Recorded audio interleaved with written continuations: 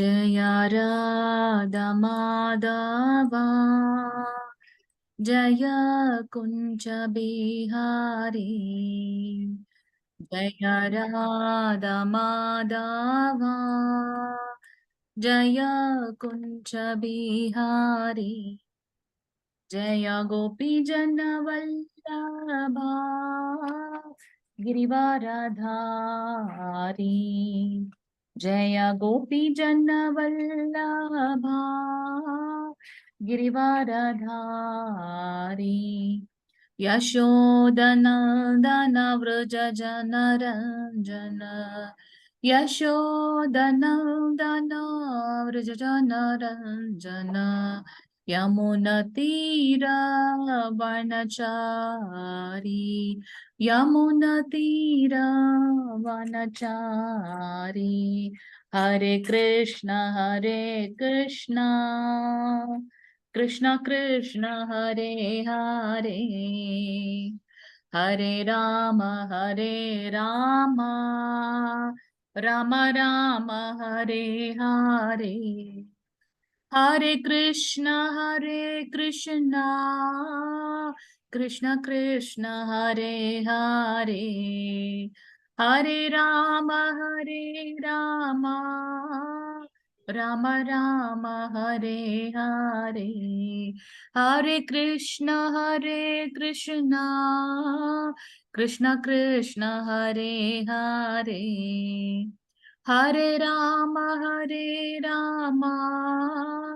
राम राम हरे हरे हरे कृष्ण कृष्ण कृष्ण हरे हरे हरे राम राम राम हरे हरे हरे कृष्णा 18 நாட்களில் பகவத்கீதை கிளாஸ்ல இன்னைக்கு வந்திருக்கக்கூடிய அனைத்து பக்த கொடிகளையும் வருக வருக என்று வரவேற்கின்றோம். ஸ்ரீ ஸ்ரீ ராதா கோவிந்தா இஸ்கான் மேங்களூர் சார்பாக உங்கள் எல்லோரையும் வருக வருக என்று வரவேற்கின்றோம். இன்னைக்கு நம்ம பார்க்கக்கூடிய அத்தியாயம் 7வது அத்தியாயம். இந்த 7வது அத்தியாயத்தோட பெயர் ஞான விஞ்ஞான யோகம் அல்லது முழுமையான அறிவு என்பது இந்த அத்தியாயத்தின் பெயர். இதுல மொத்தம் 30 ஸ்லோகங்களை நம்ம பார்க்க போகின்றோம். நேற்று பார்த்த அத்தியாயத்தோட பெயர் யாராவது சொல்ல முடியுமா? ஹரே கிருஷ்ணா. தியான யோகம் மாதாஜி. தியான யோகம். எஸ். ஃபர்ஸ்ட் சாப்டரோட பெயர் என்ன? ஃபர்ஸ்ட் சாப்டரோட பெயர் அர்ஜுன விஷாத யோகம். அர்ஜுன விஷாத யோகம். இரண்டாவது சாப்டரோட பெயர் என்ன? இரண்டாவது சாப்டர், இரண்டாவது அத்தியாயத்தின் பெயர் என்ன? சாங்கிய யோகம். மூன்றாவது அத்தியாயம் கர்மயோகம். நான்காவது அத்தியாயம் ஞான யோகம். ஞான யோகம், ஞானம். ஐந்தாவது அத்தியாயம் சந்நியாச யோகம். 6வது அத்தியாயம் நேத்து பார்த்தது தியான யோகம். நம்ம முதல்ல பார்த்த மாதிரி பகவத்கீதையில 18 அத்தியாயங்கள் இருக்கின்றது. முதல் 6 அத்தியாயம் கர்ம யோகத்தை பற்றி நமக்கு விளக்குகின்றது. அதை நம்ம பார்த்து விட்டோம்.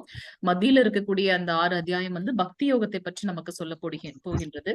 அதுல இன்னைக்கு நம்ம பார்க்கக்கூடிய முதல் இது என்னன்னு பாத்தீங்கன்னா ஞான விஞ்ஞான யோகம், முழுமையான அறிவு. இதுல நமக்கு மொத்தம் 30 ஸ்லோகங்கள் இருக்கு அப்படின்றத பார்க்கலாம்.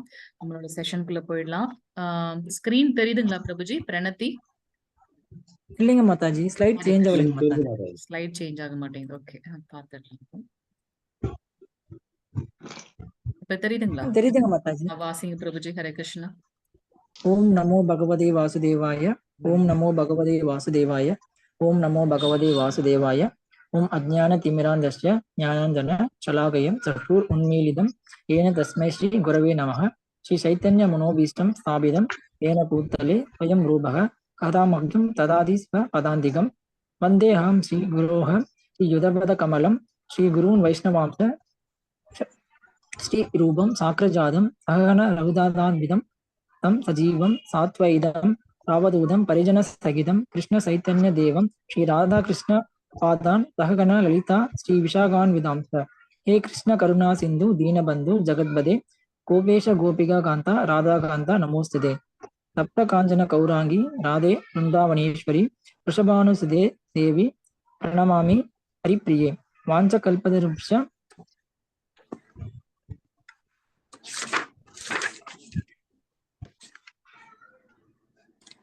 वाञ्छकल्पतरुक्ष कृपा सिन्धु एवस्य पतितानां भावनेभ्यो वैष्णवेभ्यो नमो नमः। नमो ब्रह्मण्य देवाय प्रो ब्राह्मणहिताय स जगद्हिताय कृष्णाय गोविन्द नमो नमः। नमो महापदाञ्जाय कृष्णप्रेमप्रदाय कृष्णाय कृष्णचैतन्य नाम्ने गौरद्विषे नमः। नमस्ते सरस्वती देवे गौरवाणी प्रचारिणे निर्विशेष शून्यवादी பாஸ்சாத்ய தேச தாரினே. 2 ஸ்லோகங்கள் விட்டுட்டீங்க நீங்க. ஸ்கிரீன் தெரியுதுங்களா பிரபுஜி? இப்பதான் மாதாஜி தெரியும். இப்ப படிங்க. குருவே கௌரச்சந்திராய குரவே கௌரச்சந்திராய ராதிகாயை ததாலயே கிருஷ்ணாய கிருஷ்ண பக்தாய தத் பக்தாய நமோ நமः. நமः ஓம் விஷ்ணு பாதாய கிருஷ்ண பிரேஷ்டாய பூதலே ஸ்ரீமதே பக்தி வேதாந்த சுவாமி இதி நாமினே. நமஸ்தே சரஸ்வதி தேவே கௌரவாணி பிரச்சாரிணே निर्वेश शून्यवादी पाश्चात्य देशधारिणे. जय श्री कृष्ण चैतन्य प्रभु नित्यानंद श्री अद्वैत कदाधर श्री वासादि गौरभक्त वृंद. हरे कृष्ण कृष्ण कृष्ण हरे हरे हरे राम राम राम हरे हरे हरे कृष्ण कृष्ण कृष्ण हरे हरे हरे राम राम राम हरे हरे हरे कृष्ण कृष्ण कृष्ण हरे हरे हरे राम राम राम हरे हरे. हरे कृष्ण माताजी. Hare Krishna Prabhuji. Thank you Prabhuji. Hare Krishna. So I think screen தெரியுதுன்னு நினைக்கிறேன். அத்தியாயம் 6 சம்மரி தெரியுதுங்களா? தெரியுதுங்க Mataji. Okay okay. Hare Krishna Prabhuji. So நேத்து நம்ம பார்த்த அத்தியாயம் 6வது அத்தியாயம், அதுல வந்து தியான யோகத்தை பத்தி நம்ம பார்த்தோம். பகவான் கிருஷ்ண நமக்கு அஷ்டாங்க யோகம் 8 விதமான அஷ்டாங்க யோகத்தை பத்தி நமக்கு கூறியிருக்கின்றார். அதுல வந்து என்னென்ன நிலைகள் இருக்கின்றது பார்த்தோம். யமம், நியமம், பிரத்யாகாரம், பிராணயாமம், அந்த மாதிரி 8 நிலைகளை பார்த்தோம். எதற்காக வந்து மனதை கட்டுப்படுத்தணும் அப்படின்றத பார்த்தோம். அப்படி நான் இந்த யோகங்களில் ட்ரை பண்ணி நம்மளுக்கு வந்து தோல்வியடைந்தால் நம்மளுடைய இலக்கு என்னவாக இருக்கும்? கர்தம முனிவரோட கதை நம்ம பார்த்திருக்கோம். அவர் தான் ஜடப்பரதராக அடுத்தடுத்த பிரிவில் வருகின்றார்ன்றதையும் பார்த்தோம். பக்தி யோகம் தான் மிகச்சிறந்த உயர்ந்த யோகம் அப்படின்றத வந்து பகவான் சொல்லி நமக்கு முடிக்கின்றார் நேத்திக்கு அத்தியாயத்துல. சோ இன்னைக்கு நம்ம பார்க்கக்கூடிய அத்தியாயம் ஞான விஞ்ஞான யோகம். இதுல என்ன அப்படின்னாக்கா நம்மளுடைய ஆத்மாவை பற்றின அறிவை நம்ம வளர்த்துக் கொள்வது ஞானம். பகவான் பரம்பொருள் பரமாத்மாவை பற்றின ஞானத்தை வளர்த்துக் கொள்வது விஞ்ஞானம் அப்படின்னு பாக்குறோம். சோ இன்னைக்கு நம்ம பார்க்கக்கூடியது ஞானம் விஞ்ஞான யோகம்.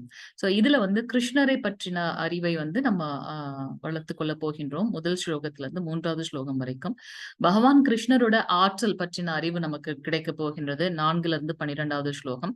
அவரிடம் எப்படி நாம் சரணடைவது அப்படின்றது 13ல இருந்து 19வது ஸ்லோகத்துல பார்க்க போகின்றோம்.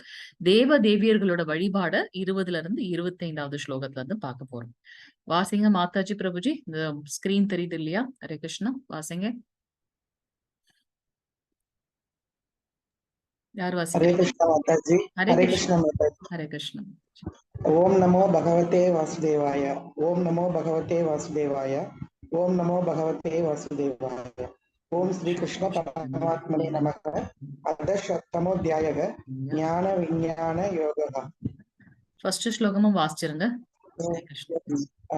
ஸ்ரீ பகவான் வாச்ச மய்யா சக்த மனः பார்த்தயோகம் யுஞ்ஞன் மத்தாஸ்ரயः அசம்சயம் சமக்ரம் மாம் யதா ஞாஸ்யசி தத் ஷ்ருணுஹு. ஹரே கிருஷ்ண மாதாஜி. ஹரே கிருஷ்ண மாதாஜி பிரபுஜி. ஹரே கிருஷ்ண. சோ புருஷோத்தமரான முழுமுதற் கடவுள் கூறினார், பிரித்தாவின் மகனே, என்னிடம் பற்றுதல் கொண்ட மனதுடன் என்னை பற்றிய முழு உணர்வில் யோகத்தை பயில்வதன் மூலம் என்னை நீ எவ்வாறு சந்தேகம் ஏதுமின்றி முழுமையாக அறிந்து கொள்ளலாம் என்பதை இனி கேட்பாயாக. பகவான் மேல மட்டும் பற்றுதல் கொண்டு வேற எதுலயும் மனதின் அந்த ஆசிலேஷன் இல்லாம பகவான் கிட்ட மட்டுமே வந்து பற்றுதல் கொண்ட மனதோடு அவரை முழுமையாக நாம் நினைக்கும் போது அந்த யோகத்தின் மூலமாக எப்படி வந்து எந்தவித சந்தேகமும் இன்றி பகவானை அடைவது அப்படின்றத பத்தி அவர் நமக்கு இன்னைக்கு எக்ஸ்பிளைன் பண்ண போறார். இந்த ஞானத்தை தவிர வேற எந்த ஞானமும் உயர்ந்தது இல்லைன்றத அடுத்த ஸ்லோகத்துல சொல்ல போறார். ஹரே கிருஷ்ண மாதாஜி பிரபுஜி. வாசிங்க 2வது ஸ்லோகம். எல்லாருமே நீங்க ஒரு ஸ்லோகம் வாசிங்க. ஹரே கிருஷ்ண பிரபுஜி. அகம் சா விஞ்ஞானம் யுகம் வஷ்யாம் யசே சதஹ யஜ் ஞானாத்வ யே நேஹ பூயோ அன்யாத் ஞானாத்யயம் அவசிஷ்யதே. ஹரே கிருஷ்ண மாதாஜி. ஹரே கிருஷ்ண பிரபுஜி. தற்போது சாதாரண அறிவையும் தெய்வீக அறிவையும் நான் உனக்கு முழுமையாக அறிவிக்கின்றேன். அதுதான் வந்து ஞான மற்றும் விஞ்ஞான, நம்மை பற்றி அறிந்து கொள்வது, ஆத்மாவை பற்றி புரிதல் வந்து ஞானம். சாதாரண அறிவையும் தெய்வீக அறிவையும் விஞ்ஞானம், பகவானை பற்றின அறிவையும். இதனை அறிந்த பின் நீ அறிய வேண்டியவை எதுவுமே இருக்காது. இதை தெரிஞ்சிட்டதுக்கு அப்புறம் நமக்கு வேற எதுவுமே தெரிஞ்சு கொள்ள வேண்டிய அவசியமே இல்லை அப்படின்றத பகவான் நீங்க சொல்றார். 3வது ஸ்லோகம் மாதாஜி பிரபுஜி வாசிங்க. 3வது ஸ்லோகம். कृष्ण माताजी. हरे कृष्णा प्रभुजी माताजी. मनुष्याणां सहस्रेषु कश्चित् यतति सिद्धये यदताम् अभिसिद्धानां कश्चिन् मां वेत्ति तत्त्वतः. ஹரே கிருஷ்ணா பிரபுஜி. ஹரே கிருஷ்ணா. ஆயிரம் மனிதர்களில் யாரேனும் ஒருவன் பக்குவம் அடைய முயற்சி செய்யலாம். எத்தனை பேர், எத்தனை கோடிக்கணக்கான மக்கள் இருக்கும் இல்லையா? அதுல வந்து ஒரு சிலர் தான் வந்து பாத்தீங்கன்னா பக்குவம் அடையணும் அப்படின்றத ஒரு முயற்சி செய்ய ட்ரை பண்ணுவாங்க. அவ்வாறு பக்குவம் அடைந்தவர்களில் கூட யாரேனும் ஒருவனே என்னை உண்மையாக அறிகின்றான். அதுல கூட ஒரு சிலர் மட்டும்தான் பகவானை பற்றி உண்மையாக அறிந்து கொள்ள முடியும். ஏன்னா நம்ம இருக்கிறது கலி. இந்த கலியுகத்துல வந்து பகவானுடைய யோக மாயா அண்ட் மாயா, அதாவது நம்ம ஜடசக்தி வந்து அவருடைய, அதெல்லாம் நம்ம இப்ப இந்த இதுல அத்தியாயத்துல பார்க்க போகின்றோம். சோ அந்த மாயாவை வந்து வெல்லுதல் வந்து மிகவும் கடினம். ஏன்னா அதுவும் வந்து பகவானுடைய புறசக்தி அப்படின்றத பார்க்கலாம் இல்லையா? சோ அதுல நமக்கு வந்து பகவானை பற்றின அந்த ஞானம் தெரிந்து கொள்ளணும்னு நினைச்சாலும் அதை கண்டினியூஸா சஸ்டெயினா பிராக்டிஸ் பண்ணி பகவானை தெரிந்து கொள்றது வந்து மிகவும் அரிது, கடினமான ஒன்றாக இருக்கின்றது. ஏன்னா நம்ம வந்து இந்த ஜட உலகில் இருக்கின்றோம்ன்றத பார்க்கலாம். 4வது ஸ்லோகம் மாதாஜி பிரபுஜி வாசிங்க. हरे कृष्ण माताजी. ஹரே கிருஷ்ண பிரபுஜி. भूमिर आबो अनलो वायुः कं मनो बुद्धिर एव स अहंकार इदीयं मे किन्ना प्रकृतिर अस्ततः. ஹரே கிருஷ்ண. ஹரே கிருஷ்ண பிரபுஜி. இப்ப வந்து பகவான் வந்து அவருடைய பொட்டன்சி, அவருடைய ஆற்றல்களை பற்றி நமக்கு சொல்ல போகின்றார். நிலம், நீர், நெருப்பு, காற்று, ஆகாயம், இந்த 5ம் பஞ்சபூதங்கள்னு பார்த்துட்டோம். மனம், புத்தி, அகங்காரம், அந்த சூக்ஷ்ம உடலை கவர் பண்ணியிருக்கின்ற அந்த 3 லேயர்கள் இருக்கு இல்லையா? மனம், புத்தி, பொய், அகங்காரம்னு பார்த்தோம். அதுவும் சேர்ந்து இந்த 8ம் சேர்ந்ததே எனது பிரிந்த ஜட சக்திகளாகும். பகவானுடைய ஆற்றல் தான் எல்லா இடத்திலுமே இருக்கின்றது. சாக்ஷாத் பகவான் கிருஷ்ணர் 3 ரூபங்கள்ல பிரிந்திருக்கின்றார். அவர்கிட்ட இருந்து வந்ததுதான் வந்து எல்லா சக்திகளும்ன்றத பார்க்கலாம். சோ இங்க வந்து அவர் என்ன சொல்றார்? 2 சக்திகள் இருக்கின்றது. ஒன்று மிக உயர்ந்த அந்த ஆன்மீக சக்தி, தெய்வீக சக்தி. மற்றொன்று இந்த ஜட உலகில் இருக்கக்கூடிய ஒரு தாழ்ந்த சக்தி அப்படின்றத சொல்றார். சோ அதுல வந்து என்ன இருக்குன்னாக்கா பஞ்சபூதங்களும் இருக்கின்றது மற்றும் மனம், புத்தி, அகங்காரம், இந்த 8ம் சேர்ந்ததுதான் அவருடைய ஜட சக்தி அப்படின்றத நம்ம இங்க பார்க்கின்றோம். 5வது ஸ்லோகம் மாதாஜி பிரபுஜி வாசிங்க. ஒரு மாதாஜி கூட வாசிக்க மாட்டீங்க நீங்களே, என்னாச்சு? வாசிங்க. ஹரே கிருஷ்ணா. பூமிநாதன் பிரபுஜி, நிறைய பேர் இருக்கீங்க, யாரும் வாசிக்க மாட்டேங்கிறீங்க. ஒரு 3 பேர் மட்டும் தொடர்ந்து வாசிக்கிறார். கற்பகம் மாதாஜி வாசிங்க. நமக்கு வந்து இன்னும் ஒரு 3 நாட்கள் தான் இருக்கின்றது புருஷோத்தம மந்த் முடியறதுக்கு. தவறாக நம்ம வந்து சரியா வாசிக்கலன்னு நினைக்கலனாலும் பரவாயில்ல, வாசிங்க யாராவது. ஹரே கிருஷ்ணா மாதாஜி. ஹரேவா மாதாஜி. ஹரே கிருஷ்ணா மாதாஜி வாசி. அபரேயம் இத்தஸ் தவன்யாம் பிரகத்ருதிம் பிக்திமே பராம் ஜீவபூதம் மகாபாஹோ யயத்தம் தாரியதே ஜஹத். ஹரே கிருஷ்ண மாதாஜி. பலம் பொருந்திய புயங்களை உடைய அர்ஜுனா, இதற்கு அப்பால் என்னுடைய உயர்ந்த சக்தி ஒன்று உள்ளது. பகவான் கிட்ட 2 சக்தி. ஒன்று இந்த ஜட உலகில் இருக்கக்கூடிய அந்த தாழ்ந்த சக்தி, அதையும் தாண்டி ஒரு உயர்ந்த சக்தி ஒன்று இருக்கின்றது. இந்த தாழ்ந்த ஜட இயற்கையினை தனது சுயநலனிற்காக உபயோகிக்கக்கூடிய ஜீவாத்மாக்களை அது உள்ளடக்கியது. சோ அந்த இந்த பிரபஞ்சத்துல இருக்கக்கூடிய அந்த தெய்வ சக்தி இருக்கு இல்லையா, அதுக்குள்ளாரதான் நம்ம எல்லாருமே இருக்கோம். நம்ம ஏதாவது சொல்ல முடியுமா? நம்மளால ஏதாவது பண்ண முடியுமா? இந்த சூரியன் இப்படிதான் வரணும், நிலவு வந்து இப்படிதான் வரணும் அப்படின்ட்டு. இதெல்லாம் நம்மளுடைய சக்திக்கு அப்பாற்பட்டது. இதெல்லாம் வந்து பகவான் கிருஷ்ணரால வியாபிக்கப்பட்டது. சோ அதனால இந்த உயர்ந்த தெய்வீக சக்திக்குள்ளார நம்ம அடக்கம் அப்படின்றத நம்ம இங்க பார்க்கலாம். சோ நம்மளுடைய ஸ்ரீமத் பாகவதத்துல முதல் காண்டத்துல நமக்கு வந்து 3வது அத்தியாயத்தில் 2வது ஸ்லோகத்தில் சொல்லப்பட்டிருக்கின்ற ஒரு இது என்ன அப்படின்னு பாத்தீங்கன்னா, பகவான் கிருஷ்ணர் புருஷ அவதாரமாக நிறைய அவதாரங்கள் இருக்கின்றது. அவருடைய குணத்துக்கு ஏற்ற மாதிரி அவருடைய லீலைகளுக்காக அவர் அவதாரம் பற்றுகின்றார். அந்த மாதிரி புருஷ அவதாரத்துல 3 அம்சங்களில் அவர் தோன்றியுள்ளார். அதுல முதலாவது அம்சம் என்ன அப்படின்னு பாத்தீங்கன்னா, மகத் தத்துவத்தில் மொத்தமான பௌதீக மூலப்பொருட்களை படைப்பவரான காரணோதகசாயி காரணோதகசாயி விஷ்ணு, எல்லாத்துக்கும் காரணமானவர். காரணோதகசாயி விஷ்ணு அவர் இன்னொரு பெயர்ல நம்ம வந்து மகாவிஷ்ணு என்று அழைக்கின்றோம். இரண்டாவதாக ஒவ்வொரு பிரபஞ்சத்திற்கு உள்ளும் நுழைபவரான கர்ப்போதகசாயி விஷ்ணு. மூன்றாவதாக உயிருள்ள மற்றும் உயிரற்ற ஜடப்பொருள் ஒவ்வொன்றிலும் பரமாத்மாவாக இருக்கும் சிரோதகசாயி விஷ்ணு. சோ பகவான் கிருஷ்ணர் முழுமுதற் கடவுள், புருஷ அவதாரம், 3 அவதாரங்களில் இருக்கின்றார். மகாவிஷ்ணு அல்ல காரணோதகசாயி விஷ்ணு, கர்ப்போதகசாயி விஷ்ணு அண்ட் சிரோதகசாயி விஷ்ணு. நம்ம ஒவ்வொருத்தருக்குள்ளேயும் பரமாத்மாக வீற்றிருக்கக்கூடியவர் சிரோதகசாயி விஷ்ணு அப்படின்றத பார்க்கலாம். சோ முழுமுதற் கடவுளின் இந்த முழுமையான அம்சங்களை பற்றி அறிந்து கொள்பவன் இறைவனை சரியாக அறிந்து கொண்டவனாக கருதப்படுகின்றான் அப்படின்றத நம்ம இங்க பார்க்கலாம். 6வது ஸ்லோகம் மாதாஜி பிரபுஜி 6-7 2 ஸ்லோகம் வாசிச்சிருங்க. ஹரே கிருஷ்ணா. ஹரே கிருஷ்ணா மாதாஜி. ஹரே கிருஷ்ணா. ஏதத் யோனினி பூதானி சர்வாணி யூபதாரய அகம் கிருஷ்ணஸ்ய ஜகதஹ பிரபவ பிரளயஸ்ததா. 7வது வாசிச்சிருங்க. மத்தஹ வரதரம் நான்யத் கிஞ்சித் அஸ்தி தனஞ்சய மயி சர்வம் இதம் புரோதம் சூத்ரே மணிகணா இவா. ஹரே கிருஷ்ணா. படைக்கப்பட்டவை அனைத்தும் இந்த 2 இயற்கையையே சேர்ந்தவை ஆகும். உண்மைதான் இல்லையா? ஒண்ணு வந்து இந்த ஜட சக்தியில இருக்கும், இல்லைன்னா உயர்ந்த தெய்வீகமான அந்த தெய்வீக சக்தியில இருக்கும் அப்படின்றத பார்க்கலாம். சோ இவ்வுலகில் ஜடமாகவும் ஆன்மீகமாகவும் இருப்பவை அனைத்திற்கும் ஆதியும் அந்தமும் நானே என்பதை நிச்சயமாக அறிவாயாக. இங்க பாருங்க எப்படி வந்து ஒரு பகவான் ஒரு முத்துக்கள் வந்து ஒரு நூல்ல இழைக்கப்பட்டிருக்கோ, கோர்க்கப்பட்டிருக்கோ, அது போல இது எல்லாமே வந்து பாத்தீங்கன்னா பிரபஞ்சம் முழுவதும் வந்து நம்மளுடைய பகவானுடைய அந்த தெய்வீக சக்தியில வந்து இணைக்கப்பட்டிருக்கு அப்படின்றத நம்ம பார்க்கலாம். சோ என்ன இந்த உலகத்தில் படைக்கப்பட்டாலும் இந்த 2 சக்திகளுக்குள்ளால் தான் வந்து அமைக்கப்பட்டிருக்கின்றது அப்படின்றத பார்க்கலாம். சோ ஆதியும் அந்தமும் பகவானே என்பதை நிச்சயமாக அறிந்து கொள்வாயாக. அதனாலதான் கிருஷ்ணர் இந்த சொல்றதுக்கு முன்னாடியே என்ன சொன்னார்? இதை தெரிந்து கொண்டதுக்கு அப்புறம் நீ எதையும் தெரிந்து கொள்ள வேண்டிய அவசியமே இருக்காது அப்படின்றத சொன்னார்.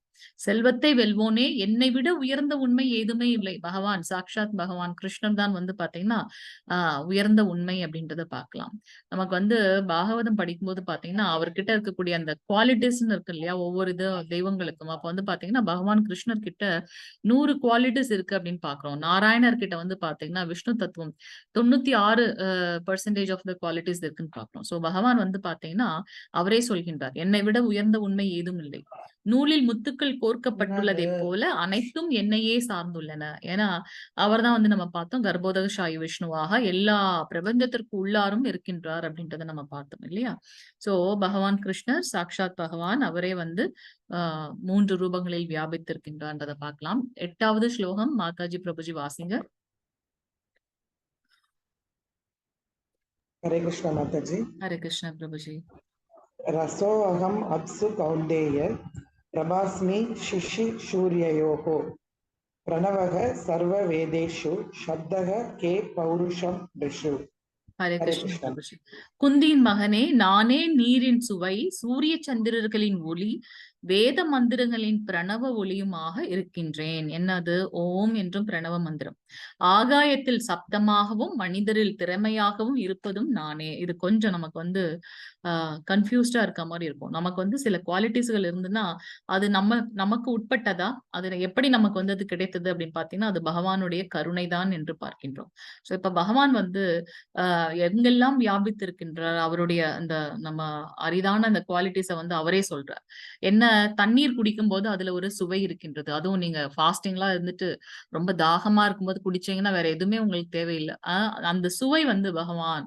சந்திரன் சூரியனோட இருக்கக்கூடிய அந்த ஒளி வந்து பாத்தீங்கன்னா பகவான். வேத மந்திரங்களில் ஓம் அப்படின்றத வச்சுதான் நம்ம எல்லாமே, அதுதான் பிரணவ மந்திரம், அதுதான் ஸ்டார்டிங் ஆஃப் எந்த மந்திரம் எடுத்தாலும் அதை தான் நம்ம ஃபர்ஸ்ட் சொல்றோம் இல்லையா? சோ ஓம் எனும் பிரணவ மந்திரம் வந்து பகவானாய் காற்றப்படுகின்றது. ஆகாயத்தில் இருக்கக்கூடிய அந்த சப்தம் வந்து பாத்தீங்கன்னா அது பகவான்.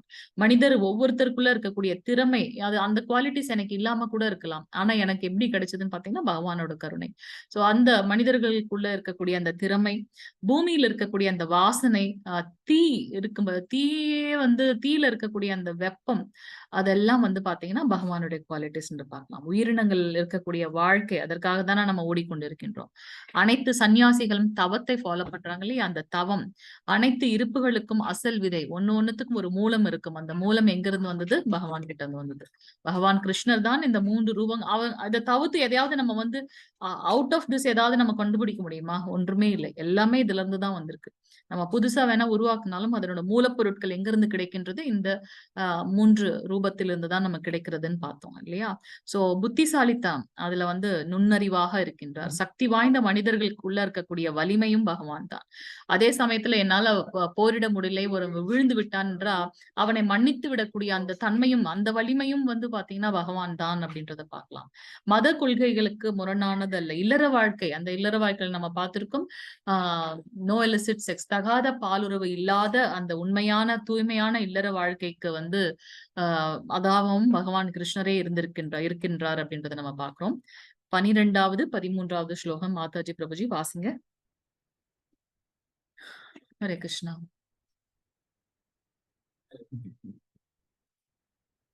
சுகுணா மாதாஜி, மணிகண்டன் பிரபுஜி, பத்மாவதி மாதாஜி, ஃபர்ஸ்ட் வந்து மீனா மாதாஜி. வாசிங்க பிரபுஜி. ஹரே கிருஷ்ணா. ये सैव सात्विक भाव रजसाश तमसाश सये मत्त एवतितान वित्ति नत्वहिम देशी ते मयि. 13வது ஸ்லோகம்.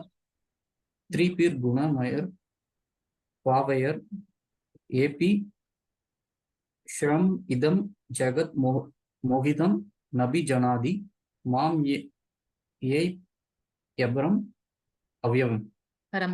தேங்க்யூ பிரபுஜி. ஹரே கிருஷ்ணா. சத்வம், ரஜஸ், தமஸ் இவற்றில் எந்த வாழ்க்கை நிலையானாலும் அவை எனது சக்தியால் படைக்கப்படுபவை என்பதை அறிவாயாக. ஒவ்வொரு மனிதர்களுக்குள்ள இருக்கக்கூடிய அடுத்தடுத்து நம்ம பார்க்க போகின்றோம். மனிதர்களை 3 வகையாக வகைப்படுத்தி விடலாம். சத்துவ குணத்தில் இருப்பவர்கள், ரஜகுணத்தில் இருப்பவர்கள், தமகுணத்தில் இருப்பவர்கள். சோ அவங்க அந்த குணத்திற்கு ஆட்படுவது எதுன்னு பாத்தீங்கன்னா பகவானாலன்றத பார்க்கலாம். ஒரு விதத்தில் நானே எல்லாம் என்ற போதிலும் நான் சுதந்திரமானவன், என் கிட்டந்துதான் இதெல்லாம் வந்திருக்கு, நான் தான் எல்லாமாக இருந்தாலும் அதற்கு கட்டுப்பட்டவன் நான் அல்ல, நான் ஜட இயற்கையின் குணங்களுக்கு உட்பட்டவன் அல்ல, மாறாக அவையெல்லாம் எனக்குள் அடக்கம் அப்படின்றத பகவான் கிருஷ்ணர் இங்க சொல்றார். சத்வம், ரஜம், தமஸ் எனும் 3 வகை குணங்களில் மங்கி இருப்பதால் குணங்களுக்கு அப்பாற்பட்ட அழிவற்ற என்னை முழு உலகமும் அறியாது. சோ இந்த 3 குணங்களுக்கும் அப்பாற்பட்ட ஒரு குணம் இருக்கு.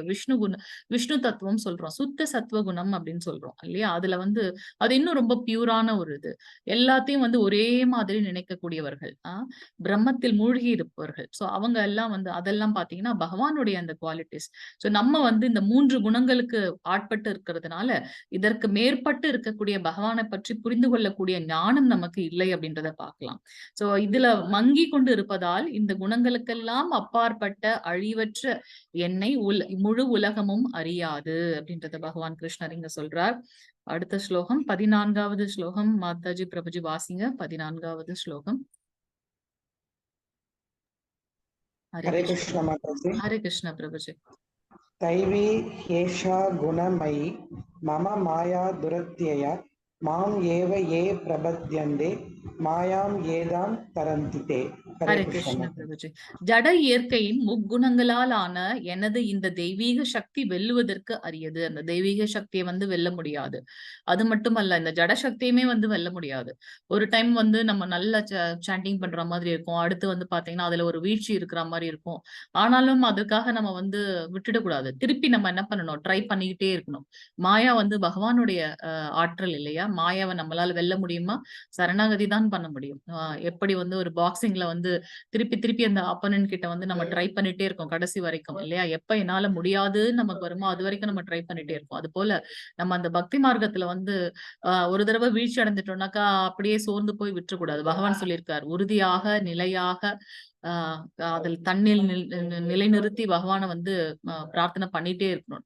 சோ நம்ம அந்த மாதிரி செய்யும்போது பாத்தீங்கன்னா, ஏன்னா எல்லாமே வந்து பகவானுடைய ஆற்றல். அப்போ நம்மளை டெஸ்ட் பண்ணுவார் அவரு. அப்படி பண்ணும்போது நம்ம வந்து ஸ்ரத்தையா அதை வந்து நிலையா செய்து கொண்டே இருக்க வேண்டும் நம்மளுடைய பக்தியை. சோ ஜட இயற்கையின் முக்குணங்களால் ஆன எனது இந்த தெய்வீக சக்தி வெல்லுவதற்கு அரியது, அதை வெல்ல முடியாது.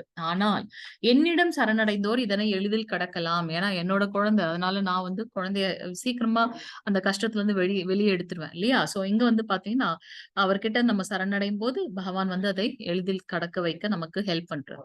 இது வந்து சம்சார சாகரம், இந்த பிறப்பு இறப்புன்ற சுழற்சி வந்து தொடர்ந்து கொண்டே இருக்க போகின்றது. நம்ம நினைச்சுக்கோ இதுதான் உண்மையான பக்தி, உண்மையான அன்பு அப்படின்னு. அது வந்து ஒரு மாயா இல்லையா? சோ அதுல இருந்து நம்ம வெளியில வரணும். ஃபர்ஸ்ட் ஆஃப் ஆல் நம்ம வந்து மாயால இருக்கோன்றத முதல்ல புரிந்து கொள்ள வேண்டும். அப்படி புரிஞ்சுக்கிட்டதுனாலதான் நம்ம வந்து இப்ப வந்து 55 பேரு ரெஜிஸ்டர் பண்ணதுல அட்லீஸ்ட் ஒரு 18 பேராச்சும் நம்ம வந்து என்னன்னு தெரிஞ்சுக்கலாமேன்னு கனெக்ட் ஆயிருக்கோம் இல்லையா? சோ இதுல இருந்து நம்ம வந்து இந்த பிறப்பு இறப்பு சக்கரத்துல இருந்து வெளியில வரணும். இந்த ஒரு மாயால நம்ம இருக்கோம், அதுல இருந்து வெளியில வரணும் அப்படின்னாக்கா பகவான் கிட்ட கம்ப்ளீட்டா சரணடையும் போது பகவான் நம்ம வந்து அதுல இருந்து எளிதில் கடப்பதற்கு நமக்கு ஹெல்ப் பண்றார். பிறவி பெருங்கடல், அதனால இதுல இருந்து நீந்தி வெளியில வர்றது ரொம்ப கஷ்டம். ஆனா நம்ம எப்ப வந்து பகவான் கிட்ட சரணடையும் போது அவர் என்ன பண்றார், எப்படி ஒரு கன்றுக்குட்டி, அதுவும் இளம் கன்றுக்குட்டியோட அந்த அந்த குழி இருக்கும் இல்லையா, அதுல எவ்வளவு குட்டியோடுதான் இருக்கும் தண்ணி, அதை நம்ம ஈஸியா கடந்துட முடியும். அது போல நமக்கு வந்து பகவான் ஹெல்ப் பண்றாரு அப்படின்றத பார்க்கலாம். 15வது ஸ்லோகம் மாதாஜி பிரபுஜி வாசிங்க. ஹரே கிருஷ்ணா மாதாஜி. ஹரே கிருஷ்ணா பிரபுஜி. நாமாம் துஷ்கிருதினோ மூடா பிரபத்யந்தே நரதாமஹ மாயாய பக்ருத ஞான ஆசிரம் பாவம் ஆசிரிதா. ஹரே கிருஷ்ணா மாதாஜி. இப்ப வந்து பகவான் நமக்கு வந்து 4 விதமான மக்கள் வந்து என்னிடத்தில் சரணடைகின்றார்கள், 4 விதமான மக்கள் என்னிடத்தில் சரணடைவது இல்லை, அதை பற்றி நமக்கு சொல்ல போறார். சோ இப்ப இந்த ஸ்லோகத்துல நம்ம என்ன பார்க்க போறோம்னா 4 விதமான மனிதர்கள் யார் பகவான் இடத்தில் சரணடைய மாட்டார்கள் என்றதை பத்தி சொல்ல போறார். சற்றும் அறிவற்ற மூடர்கள், மனிதரில் கடைநிலையோர், இந்த நாய்களை தின்னக்கூடியவர்கள் கூட மனிதரில் கடைநிலையோர், எல்லா பாவங்களையும் செய்பவர்கள், மாயையால் அறிவு கவரப்பட்டவர்கள், இது வந்து உண்மை அல்ல, சத்தியம் அல்ல, நாத்திகம், அசுரரின் நாத்திக தன்மையை ஏற்றவர்களுமான துஷ்டர்கள் என்னிடம் சரணடைவது இல்லை. 4 விதமான மக்களை பற்றி அவர் சொல்றார். நம்ம அடுத்த ஸ்லைட்ல பார்க்க போறோம். சோ இங்க பாத்தீங்கன்னா துஷ்கிருத்தினோ, நாத்திகர், அறிவாளிகள் ஆனால் மாயையில் சிக்கி கொண்டுள்ளனர். அவங்களுடைய அந்த உண்மை வந்து அறிவு வந்து வேற ஒன்றை பத்தி சொல்லுது. மூடர்கள், யார் அந்த மூடர்கள்? எப்படி வந்து ஒரு கழுதை வந்து பாத்தீங்கன்னா அந்த ஒரு புல்கட்டு கிடைக்கிறதுக்காக எவ்வளவு கடினமாக உழைக்கின்றது இல்லையா?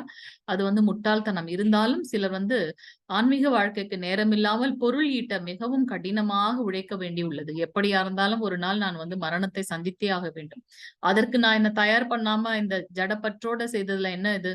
சோ அட்லீஸ்ட் நம்மளோட அந்த 24 மணி நேரத்துல 1 மணி நேரமாவது ஆன்மீகத்திற்கு வந்து நம்ம செலவு செய்யணும் இல்லையா? சோ அப்ப நம்ம அதை சஸ்டைனா பண்ணும்போது மற்றதெல்லாம் பகவான் நமக்கு வந்து கிளியர் பண்ணி விடுவார். சோ இந்த மூடர்கள் வந்து பகவான் கிட்ட சரணடைவது கிடையாது. நாத்திகர்கள் வந்து சரணடைவது இல்லை. இந்த பேய்குணம் உடையவர்கள், யார் அந்த பேய்குணம் உடையவர்கள்? ஆசீரம் பாவம், ராவணன் உலகை வெல்ல விரும்புகின்றான், இங்க வந்து யாருமே இல்லை, நான் தான் பெரியவன், அந்த அகங்காரம் கொண்ட அந்த பேய் உள்ளம் கொண்டவர்கள், ஹிரண்யாக்ஷன், ஹிரண்யகசிபு, அவர்கள் எல்லாம் பாத்தீங்கன்னா அந்த ஆசீரம் பாவம், பகவானை தவிர்த்து மற்றதை வந்து நம்பக்கூடியவர்கள். மனித இனத்தில் மிகவும் தாழ்ந்தவர்கள், கடைநிலை உள்ளவர்கள் யாரு? எல்லா கெட்ட பழக்கங்களும் இருக்கவங்க. நமக்கு அதுக்குதான் 4 ரெகுலேட்டிவ் பிரின்சிபிள்ஸ். பேசிக்கா நம்ம இந்த 4 ரெகுலேட்டிவ் பிரின்சிபிள்ஸ் பார்க்கிறோம். சோ அதை ஃபாலோ பண்ணாதவங்க. இங்க பாத்தீங்கன்னா ஜகாய் மத்தாய் கதையை நம்ம பார்க்கலாம். நம்மளுடைய பஞ்ச தத்துவம் நம்ம படிக்கிறோம் இல்லையா? ஜெயஸ்ரீ கிருஷ்ண சைத்தன்ய மகாபிரபு கிருஷ்ண அவதாரம். கிருஷ்ணர் வந்து சைத்தன்ய மகாபிரபுவாக அவதாரம் கொண்டிருக்கின்றார். ஜெயஸ்ரீ கிருஷ்ண சைத்தன்ய பிரபு நித்யானந்த, இன்னொருத்தர் என்னன்னு பாத்தீங்கன்னா பிரபு நித்யானந்தர், பலராமர், பிரபு நித்யானந்த, ஸ்ரீ அத்வைத, ஸ்ரீ கதாதர, ஸ்ரீவாசாதி, இவங்க எல்லாம் வந்து பாத்தீங்கன்னா பஞ்ச தத்துவ மந்திரம் நம்ம பாக்குறோம். கௌரபக்த விருந்த, மற்ற அனைத்து பக்த கோடிகள் அப்படின்னு நம்ம பார்க்கிறோம். சோ அதுப்ப ஒரு தடவை என்ன ஆகுது, நித்யானந்தர் என்ன பண்றாரு, நகர சங்கீர்த்தனம் போகும்போது இந்த ஜகாய் மத்தாய் வந்து பாத்தீங்கன்னா குடி, எல்லா கெட்ட பழக்கங்களும் இருக்கு. அப்ப அவங்க என்ன நினைக்கிறாங்கன்னா இவர்களையும் வந்து நம்ம பக்தி மார்க்கத்துல கொண்டு வரணும், இப்படிப்பட்ட கடைநிலையில் இருக்கவங்களை வந்து நம்ம தூய்மைப்படுத்தி பக்தி மார்க்கத்தில் கொண்டு வந்தால் சைத்தன்ய மகாபிரபு வந்து சந்தோஷப்படுவார் அப்படின்னு நினைச்சிட்டு அவங்க என்ன பண்றாங்க, அவங்க 2 பேருக்கிட்டையும் சொல்றாங்க ஜகாய் மத்தாய் கிட்ட, ஹரே கிருஷ்ணா நாம சங்கீர்த்தனம் சொல்லுங்கன்னு சொல்லிட்டு. அப்ப அவங்களுக்கு வந்து என்ன பண்ணுது, கோபம் வந்து ஒரு இதை எடுத்து அடிக்கிறாங்க. மறுநாளும் போறாங்க, மறுநாளும் அவங்க வந்து அவங்கள வந்து நாம சங்கீர்த்தனம் பண்ணுங்கன்னு போது அவங்களுக்கு கோவம் வந்து அங்க பக்கத்துல இருக்க ஒரு கல்லை எடுத்து அடிச்சிடுறாங்க. அதுல வந்து நித்யானந்த பிரபுக்கு வந்து பாத்தீங்கன்னா ரத்தம் வந்துருச்சு. இதை கேள்விப்பட்ட உடனே என்ன ஆகுது, சைத்தன்ய மகாபிரபுக்கு கோபம் வந்து சக்கரத்தை எடுத்து அவங்கள வந்து கொல்றதுக்கு போறார்.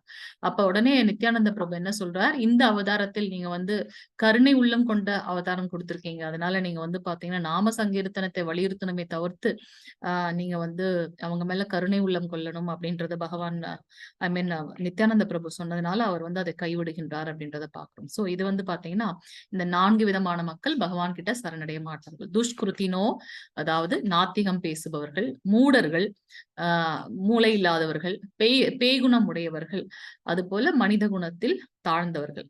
4 விதமான மக்கள் பகவான் கிட்ட சரணடைறாங்க. அது யார் யாருன்னு இப்ப பாக்கலாம். 16வது ஸ்லோகம் மாதாஜி பிரபுஜி வாசிங்க. ஹரே கிருஷ்ணா. हरे कृष्ण माताजी। ஹரே கிருஷ்ண மாதாஜி. चतुर्विधा भजन्तो मां जना सुकृतिनो अर्जुन आतो जिज्ञासु अर्थार्थी ज्ञानी स वदर्शभ। ஹரே கிருஷ்ண மாதாஜி. வரதர்களில் சிறந்தவனே, 4 விதமான நல்லோர் எனக்கு தொண்டு புரிகின்றனர். யார் அந்த 4 விதமான நல்லோர்கள்? துயருற்றவர்கள், செல்வத்தை விரும்புபவர்கள், கேள்வியுடையோர், பூரணத்தின் அறிவை தேடுபவர்கள். துயருற்றவர்கள் கஷ்டத்துல இருக்கவங்க. நம்ம எல்லாருமே வந்து பாத்தீங்கன்னா சந்தோஷத்துல கூட கடவுளை வந்து நினைக்க மாட்டோம். ஆனா கஷ்டம் வரும்போது, கடவுளே எனக்கு போய் இந்த மாதிரி செய்து விட்டாயே அப்படின்னு சொல்லிட்டு, எனக்கு ஒன்ன விட்டா வேற என்ன சரணாகதி, நீதான் என்னை காப்பாத்தணும்னு நம்ம போய் நிற்போம் இல்லையா? சந்தோஷத்தை கூட பகிர்ந்து கொள்ள மாட்டோம். அப்ப மறந்துடுவோம் பகவான் இல்லையா? சோ துயருற்றோர், கஷ்டத்தில் இருக்கக்கூடியவங்க. செல்வத்தை விரும்புவோர், எனக்கு இது போதாது, அடுத்து நான் என்ன பண்ணணும், அடுத்து இந்த ரஜகுணத்தில் இருப்பவர்கள், எனக்கு இந்த காசு வேணும், அந்த இது வேணும், இவ்வளவு கஷ்டம் இருக்கு, அது வேணும், இது வேணும், நம்ம போய் நிக்கிறோம் இல்லையா? அதனால பகவானை வந்து நாடுகின்றோம். அட்லீஸ்ட் அதுக்காகவாச்சும் பகவானை நாடுகின்றார்கள். செல்வத்தை விரும்புவோர், கேள்வியுடையோர், என்ன என்ன பகவானை பத்தி இன்னும் நிறைய தெரிந்து கொள்ளணும் அப்படின்றத நம்ம பார்க்கலாம். இன்னைக்கு நம்ம கதை பார்க்க போறோம். நேத்து பார்க்காத கதையை நம்ம பார்க்க போறோம் இல்லையா? சுகதேவ கோஸ்வாமி பகவானை பத்தி கேட்ட உடனே அவரை பத்தி இன்னும் தெரிஞ்சுக்கணும் அப்படின்னு நினைச்சார். அவர் கேள்வியுடையோர், பூரணத்தின் அறிவை தேடுவோர். நம்மளுடைய பக்தி மார்க்கத்துல இருக்கவங்களா இருக்கட்டும், இல்ல ஈவன் யோகிகள், ஞானிகள், அவங்களும் வந்து பாத்தீங்கன்னா முழுமையானது ஒன்று என்ன அப்படின்ட்டு ஒரு தேடுதல்லே இருப்பாங்க இல்லையா? அவங்க. சோ 4 பேர் வந்து பகவான் கிட்ட வந்து சரணடைவார்கள். துயருற்றவர்கள், கஷ்டத்துல இருக்கவங்க, செல்வத்தை விரும்புபவர்கள், கேள்வி ஞானத்தை உடையவர்கள், பூரணத்தின் அறிவை தேடுபவர்கள். இந்த 4 பேரும் வந்து பாத்தீங்கன்னா பகவானை பற்றி அறிந்து கொள்ள முயற்சிப்பார்கள் அப்படின்றத பார்க்கலாம். மேக்சிமம் கதை நம்ம இதுல பார்த்திருக்கோம். கஜேந்திர மோட்சம் நம்ம ஏற்கனவே பார்த்திருக்கோம். கஜேந்திரனை வந்து அந்த முதலை, இவங்க 2 பேருமே வந்து முற்பிறவில வந்து அரசர்கள். அவங்க வந்து நல்ல பூஜை எல்லாம் பண்ணினவங்க. ஆனா வந்து ஒரு முனிவரோட சாபத்தால அடுத்த பிறவில, இதெல்லாம் ஒரு லீலை, பகவானோட லீலை, அடுத்த பிறவில அவங்க வந்து கஜேந்திரனாகவும் அந்த முதலையாகவும் இருக்கிறாங்க. அப்ப இவங்க தெரியாம வந்து அந்த தடாகத்துல இருக்கக்கூடிய முதலை என்ன பண்ணுது, வெளியில வரணும்னு, யானை வெளியில வர ட்ரை பண்ணும்போது முதலை அதோட காலை பிடிச்சிருது. ரொம்ப ஆயிரக்கணக்கான வருடங்களாக அவங்களுக்குள்ள அந்த போர் நடக்குது. இருந்தாலும் கடைசியா முடியலன்னு போது கஜேந்திரன் என்ன பண்ணுது, ஆதி மூலமே, ஏன்னா அப்ப அந்த கஷ்டத்துல பூர்வ ஜென்ம ஞாபகம் வருகின்றது. அதுல வந்து அவர் பண்ணின பூஜைகள் வந்து ஞாபகம் வருகின்றது. நம்ம ஏன் இப்ப வந்து ஹரே கிருஷ்ணா மகாமந்திரம் சொல்லணும்னு பாக்கணும்னா, இப்ப நம்ம பிராக்டிஸ் பண்ணிட்டு இருக்கோம். நம்மளுடைய எக்ஸாம் வந்து அந்த மரண தருவாயில் இருக்கும். சோ இங்க கஜேந்திரன் எப்ப என்னுடைய உயிர் போக போகின்றதுன்னு நினைக்கிற சமயத்துல அவருக்கு வந்து பூர்வ ஜென்ம ஞாபகம் வந்ததுனால அவர் என்ன பண்றாரு, ஆதி மூலமேன்னு கொடுக்க சப்தத்தை எழுப்புறார். அது 3 உலகத்துக்குமே கேக்குது. அதை கேட்ட அடுத்த மாத்திரத்தில் பகவான் என்ன பண்றாரு, என்னோட பக்தன் அழைக்கின்றான்ட்டு வேகமா ஓடி வராருன்னு பாக்கணும். சோ அங்க வந்து அந்த கஷ்டத்திலயும் கஜேந்திரன் என்ன பண்ணுது, அங்க இருந்த ஒரு தாமரை எடுத்து பகவானுக்கு வந்து சமர்ப்பணம் பண்ணுது அவரோட பாதத்துல. சோ பகவான் வந்து அந்த கஜேந்திரனுக்கு வந்து மோட்சம் கொடுத்தார் அப்படின்றத பாக்கலாம். அவர்கிட்ட அந்த சக்கரம் வந்து அந்த முதலையை வந்து கொன்று விடுகின்றது. அடுத்தது திரௌபதி வஸ்திராபரணம் நம்ம நிறைய இதுல நம்ம பார்த்திருக்கோம். சோ திரௌபதி வந்து கிருஷ்ணா, துவாரகாபுரி கிருஷ்ணான்னு கூப்பிட்ட அடுத்த நிமிஷம், சோ அதுதான் வந்து பகவான் வந்து சைத்தன்ய மகாபிரபு நம்மளுடைய 6 அஷ்டகம் அதான் சொல்லியிருக்காரு. உங்களுடைய பொட்டன்சி, உங்களுடைய ஆற்றல்கள் எல்லாத்தையும் வந்து பாத்தீங்கன்னா உங்களுடைய பெயர்ல வந்து நீங்க வைத்திருக்கின்றீர்கள். அதனாலதான் வந்து நம்ம வந்து பாத்தீங்கன்னா ஹரே கிருஷ்ண மகாமந்திரம் சொல்றோம். சோ அந்த பெயரை சொன்ன அடுத்த நிமிஷம் அவருக்கு வந்து அந்த வஸ்திரம் வந்து கிடைக்கின்றது. பகவான் எப்படி அதை பண்ணாருன்னா, கௌரவர்களுடைய அந்த 100 மனைவிகள் இருக்காங்க இல்லையா, அவங்களுடைய ஒவ்வொரு அந்த அந்த மாங்கல்ய இது இருக்கு இல்லையா, அந்த கயிற்றுல இருந்து அவர் ஒன்னொன்னா எடுத்து புடவையாக கொடுக்கின்றார் அப்படின்றத வந்து நம்ம கதைகள்ல பாக்குறோம். சுகதேவ கோஸ்வாமியோட ஜனனம் நம்ம இந்த கதையோட முடிவுல நம்ம பார்க்க போறோம். இந்த சாப்டரோட இதுல சுகதேவ கோஸ்வாமி என்னன்னாக்கா, சுகம்ன்றது ஒரு கிளி. அந்த கிளி வந்து ராதாமாக்கும் கிருஷ்ணருக்கும் வந்து தூதுவாக இருந்த கிளி. இன்னைக்கு வந்து நம்ம எங்க வந்து இந்த மீட்டிங் வைக்கணும், அதெல்லாம் வந்து எந்த இதுலயே வந்து பாத்தீங்கன்னா எந்த வனம் வந்து ரொம்ப அழகா இருக்குன்னு அந்த கிளி போய் பார்த்துட்டு வந்து சொல்லுமா, இந்த வனம் அழகா இருக்கணும்னா உடனே அந்த வனத்துல வந்து அவங்க வந்து விளையாடுவாங்க அப்படின்றதெல்லாம் நம்ம பாக்குறோம். சோ அப்படி இருக்கும்போது இந்த லீலைகளை முடித்துக்கொண்டு ராதாமா போகும்போது அந்த கிளியும் கூட வந்துச்சு. அப்ப அவர் ராதாமா சொல்லுவாங்க, நீ அந்த செப்பரேஷன் என்னால தாங்க முடியாது, நானும் வரேன் போது அப்ப ராதாமா சொல்லுவாங்க, இங்கேயும் வந்து நிறைய பக்தர்கள் இருக்காங்க, எங்கெல்லாம் வந்து பகவானை பத்தின லீலைகளை வந்து அவங்க வந்து வாசிக்கிறாங்களோ, எங்கெல்லாம் அவருடைய கதை போய்கொண்டு இருக்குதோ அங்க நாங்க வந்து நித்தியமாக இருக்கின்றோம். அதனால உனக்கு வந்து அந்த செப்பரேஷன் ஃபீலிங் இருக்காது, டிப்ரெஷன் இருக்காது, நீ அங்க போகலாம் சொல்லி அனுப்புறாங்க. அப்ப வந்து ஒரு தடவை பாத்தீங்கன்னா சிவபெருமான் பார்வதிக்கு வந்து பத்ம புராணத்துல இருந்து நம்மளுடைய கிருஷ்ணரோட லீலைகளோட இதெல்லாம் சொல்லிட்டு இருக்காரு. அப்ப சிவபெருமான் கதை சொல்ல பார்வதி அம்மா என்ன பண்றாங்க, கேட்டுட்டே இருக்காங்க. அப்ப கொஞ்ச நேரத்துல அவங்க என்ன ஆகுது, அவங்க தன்னையே அறியாம உறங்கி விடுகின்றார்கள். ஆனா இந்த கிளி வந்து என்ன பண்ணுது, ஒரு மரத்துக்கு கிளைக்கு நடுவுல இலைகளுக்கெல்லாம் நடுவுல மறைந்து கொண்டு அது வந்து ஊன்னு சொல்லிட்டே இருக்கு. ஏன்னா அவங்க தூங்கிட்டாங்க. அப்ப சத்தம் கேட்கலன்னா சிவபெருமான் வந்து கதை சொல்றதை நிறுத்திடுவார் இல்லையா. லயித்து போய் அந்த கிளி என்ன பண்ணுது, ஊன்னு சொல்லி கேட்டுட்டே இருக்கு. அப்ப என்ன பண்றாரு, திடீர்னு அவரு கதையெல்லாம் அந்த முடிக்கிற தருவாயில வந்து பார்வதி அம்மாட்ட கேட்பாங்க, எப்படி இருந்துச்சு நான் சொன்ன கதைன்னு கேட்கும்போது உடனே அவங்க என்ன சொல்லுவாங்க, ஐயோ என்ன மன்னிச்சிடுங்க, நான் தெரியாம என்னையே அறியாம தூங்கிட்டேன் அப்படின்னு சொல்லும்போது, அப்ப இவ்வளவு நேரம் எனக்கு ஊன்னு சொன்னது யாருன்னு சொல்லி பார்க்கும்போது அந்த கிளியை பாத்துறாரு. பார்த்த உடனே என்ன பண்றாரு, அந்த கிளியை துரத்திக்கிட்டு வர்றாரு. ஏன் அப்படின்னாக்கா, மிக உயர்ந்த ஞானம் இது இல்லையா, விஞ்ஞானம். சோ அதை வந்து பாத்தீங்கன்னா கரெக்டான ஆட்கள் தான் வந்து அதை பற்றி தெரிந்து கொள்ள வேண்டும். கிளி வந்து மனிதர்களை விட தாழ்ந்தது, அதை எப்படி வந்து தெரிந்து கொண்டால் அதன் மூலமாக அதுக்கு இதை வைத்து அவங்க வந்து வேற மாதிரியான சக்திகள் எதுவும் வந்துடக்கூடாது அப்படின்றதுக்காக அந்த கிளியை துரத்திக்கிட்டு போறாரு.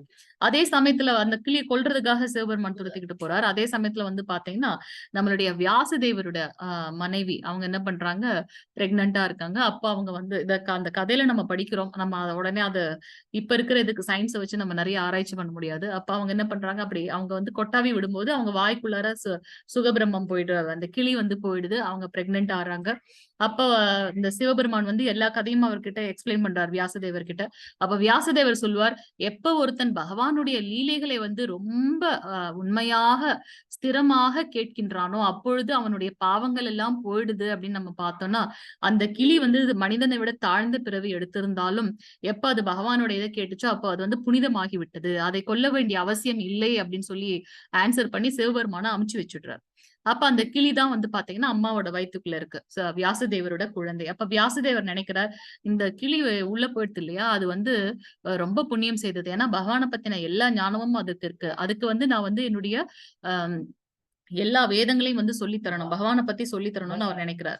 ஆனா சுகபிரம்மம் என்ன பண்றாருன்னா வெளியில வரவே மாட்டேங்கிறார், அம்மாவோட வயிற்றுல இருந்து வெளியில வரவே மாட்டேங்கிறார் வியாசதேவர். அதனால என்ன பண்றாரு, துவாரகாபுரில இருந்து கிருஷ்ணரை கூப்பிட்டு கொண்டு வந்து அந்த குழந்தைய வெளியில வர சொல்றாரு. 16 வருடங்கள் ஆகிவிட்டது, ஆனா குழந்தை வெளியில வர மாட்டேங்குது. அப்ப வந்து அந்த குழந்தை சொல்லுது, எனக்கு ரொம்ப பயமாக இருக்கின்றது இந்த மாயாவை நினைத்து. சோ அந்த மாயா வந்து என்னை பீடித்து விட்டால் நான் என்ன செய்யறது, அதனால நான் எப்பவுமே பகவானுடைய அந்த லீலையிலே வந்து மூழ்கி இருக்க வேண்டும் என்று நினைக்கிறேன், எனக்கு வெளியில வர இஷ்டமே இல்லை அப்படின்னு சொல்லும்போது அப்ப கிருஷ்ணன் சொல்றார், நான் சொல்றேன் உன்னை எந்த மாயாவும் வந்து தீண்டாது, நீ வெளியில வா அப்படின்னு சொல்லும்போது சுகபிரம்மம் வந்து வெளியில வரார். வெளியில வந்த உடனே என்ன ஆகுது, ஒரு நிமிஷம், ஹரே கிருஷ்ணா.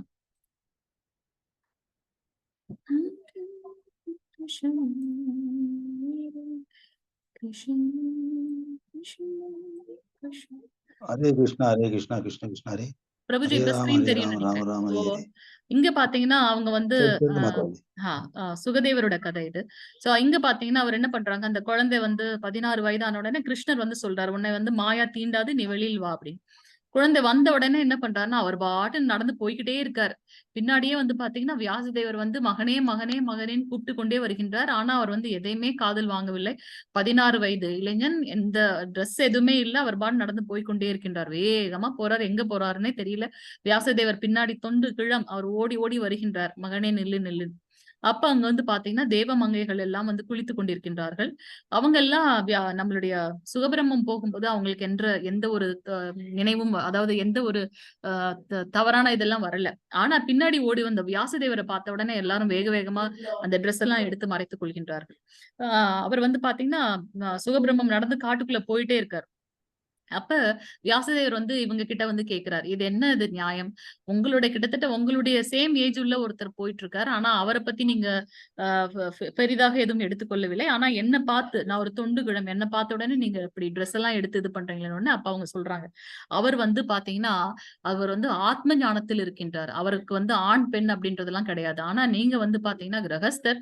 அவர் வந்து எங்க கிட்ட இந்த கேள்வி எல்லாம் கேட்கவில்லை. ஆனால் நீங்க வந்து எங்க கிட்ட கேள்வி எல்லாம் கேட்கறீங்க இல்லையா? ஏன் அப்படின்ற கேள்வி கேட்கறீங்களா? இதுல இருந்தே தெரிகின்றது உங்ககிட்ட அந்த இருமை இருக்கின்றது, பாகுபாடு இருக்கின்றது. அதனால அவரை பார்க்கும்போது எங்களுக்கு அந்த ஆத்ம ஞானம் தான் தெரிகின்றது. ரொம்ப டிரான்சிடென்டல் நாலேஜ்ல இருக்காரு அவர். அவரை பார்க்கும்போது எங்களுக்கு ஒன்றும் தோணல. ஆனா உங்களை பார்க்கும்போது ஒரு ஆண்மகனை பார்க்கின்றோம், கிரகஸ்தனை பார்க்கின்றோம், அந்த ஒரு ஃபீல் இருக்கு அப்படின்னு சொல்லி அவங்க சொல்றாங்க. அதை பார்த்த உடனே வியாசதேவர் ரொம்ப ஃபீல் பண்றாரு. என்ன அப்ப நான் இன்னும் வந்து பக்குவப்படலையோ அப்படின்னு இது பண்ணும்போது நாரத முனிவர் வரார். அவருக்கு வியாசதேவரோட குரு. சோ நாரத முனிவர் சொல்றார், கவலைப்பட வேண்டாம், நீ வேதங்களை எல்லாம் தொகுத்து கொடுத்தாயிற்று.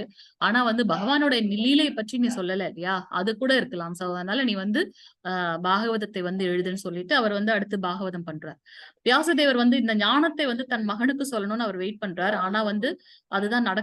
அதனால என்ன பண்றாரு, அவர் ரொம்ப ஃபீல் பண்ணி அப்ப அந்த காட்டுக்குள்ள போயிட்டாரு. நம்மளுடைய சுகபிரம்மம் காட்டுக்குள்ள போயிட்டார். வியாசதேவர் என்ன பண்றார், காட்டுக்குள்ள போய் இந்த பூ மரங்கள் இதெல்லாம் கொண்டு வரக்கூடிய 2 டிவோட்டிஸ் கிட்ட சொல்றார், நான் உங்களுக்கு வந்து 3 ஸ்லோகங்களை சொல்லி தருகின்றேன். நீங்க காட்டுக்குள்ள போய் அந்த இதை செய்யும் போது பாத்தீங்கன்னா நீங்க அந்த ஸ்லோகங்களை சொல்லுங்க, ஆட்டோமேட்டிக்கா என்னோட பிள்ளை வந்துருவாரு அப்படின்ற ஒரு இதுல வந்து வியாசதேவர் சொல்றார். அவர் சொன்ன அந்த முதல் இது என்ன அப்படின்னு பாத்தீங்கன்னா பகவானை பற்றின புகழாரம். என்ன அதுன்னா, அஹோ பக்கி யம் ஸ்தான காலகுதம் ஜாகம் ஸ்யஹபி யாத் அபி ஆசத்வி லேபே கதிம் தியாத்ரி உச்சிதம் தத்தோன்யம் கம்பா தயாலும் சரணம் விரஜாமி. Alas, how shall I take shelter of one more merciful than he who granted the possession of mother to a she, the demon, Bhutana, although she was unfaithful and she prepared deadly poison to be sucked from her breast.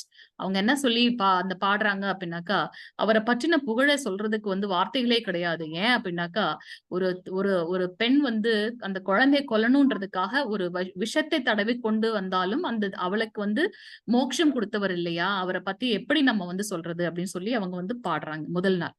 அதை கேட்ட உடனே பாத்தீங்கன்னா சுகபிரம்மம் வந்து ரொம்ப happy ஆயிடுறாரு.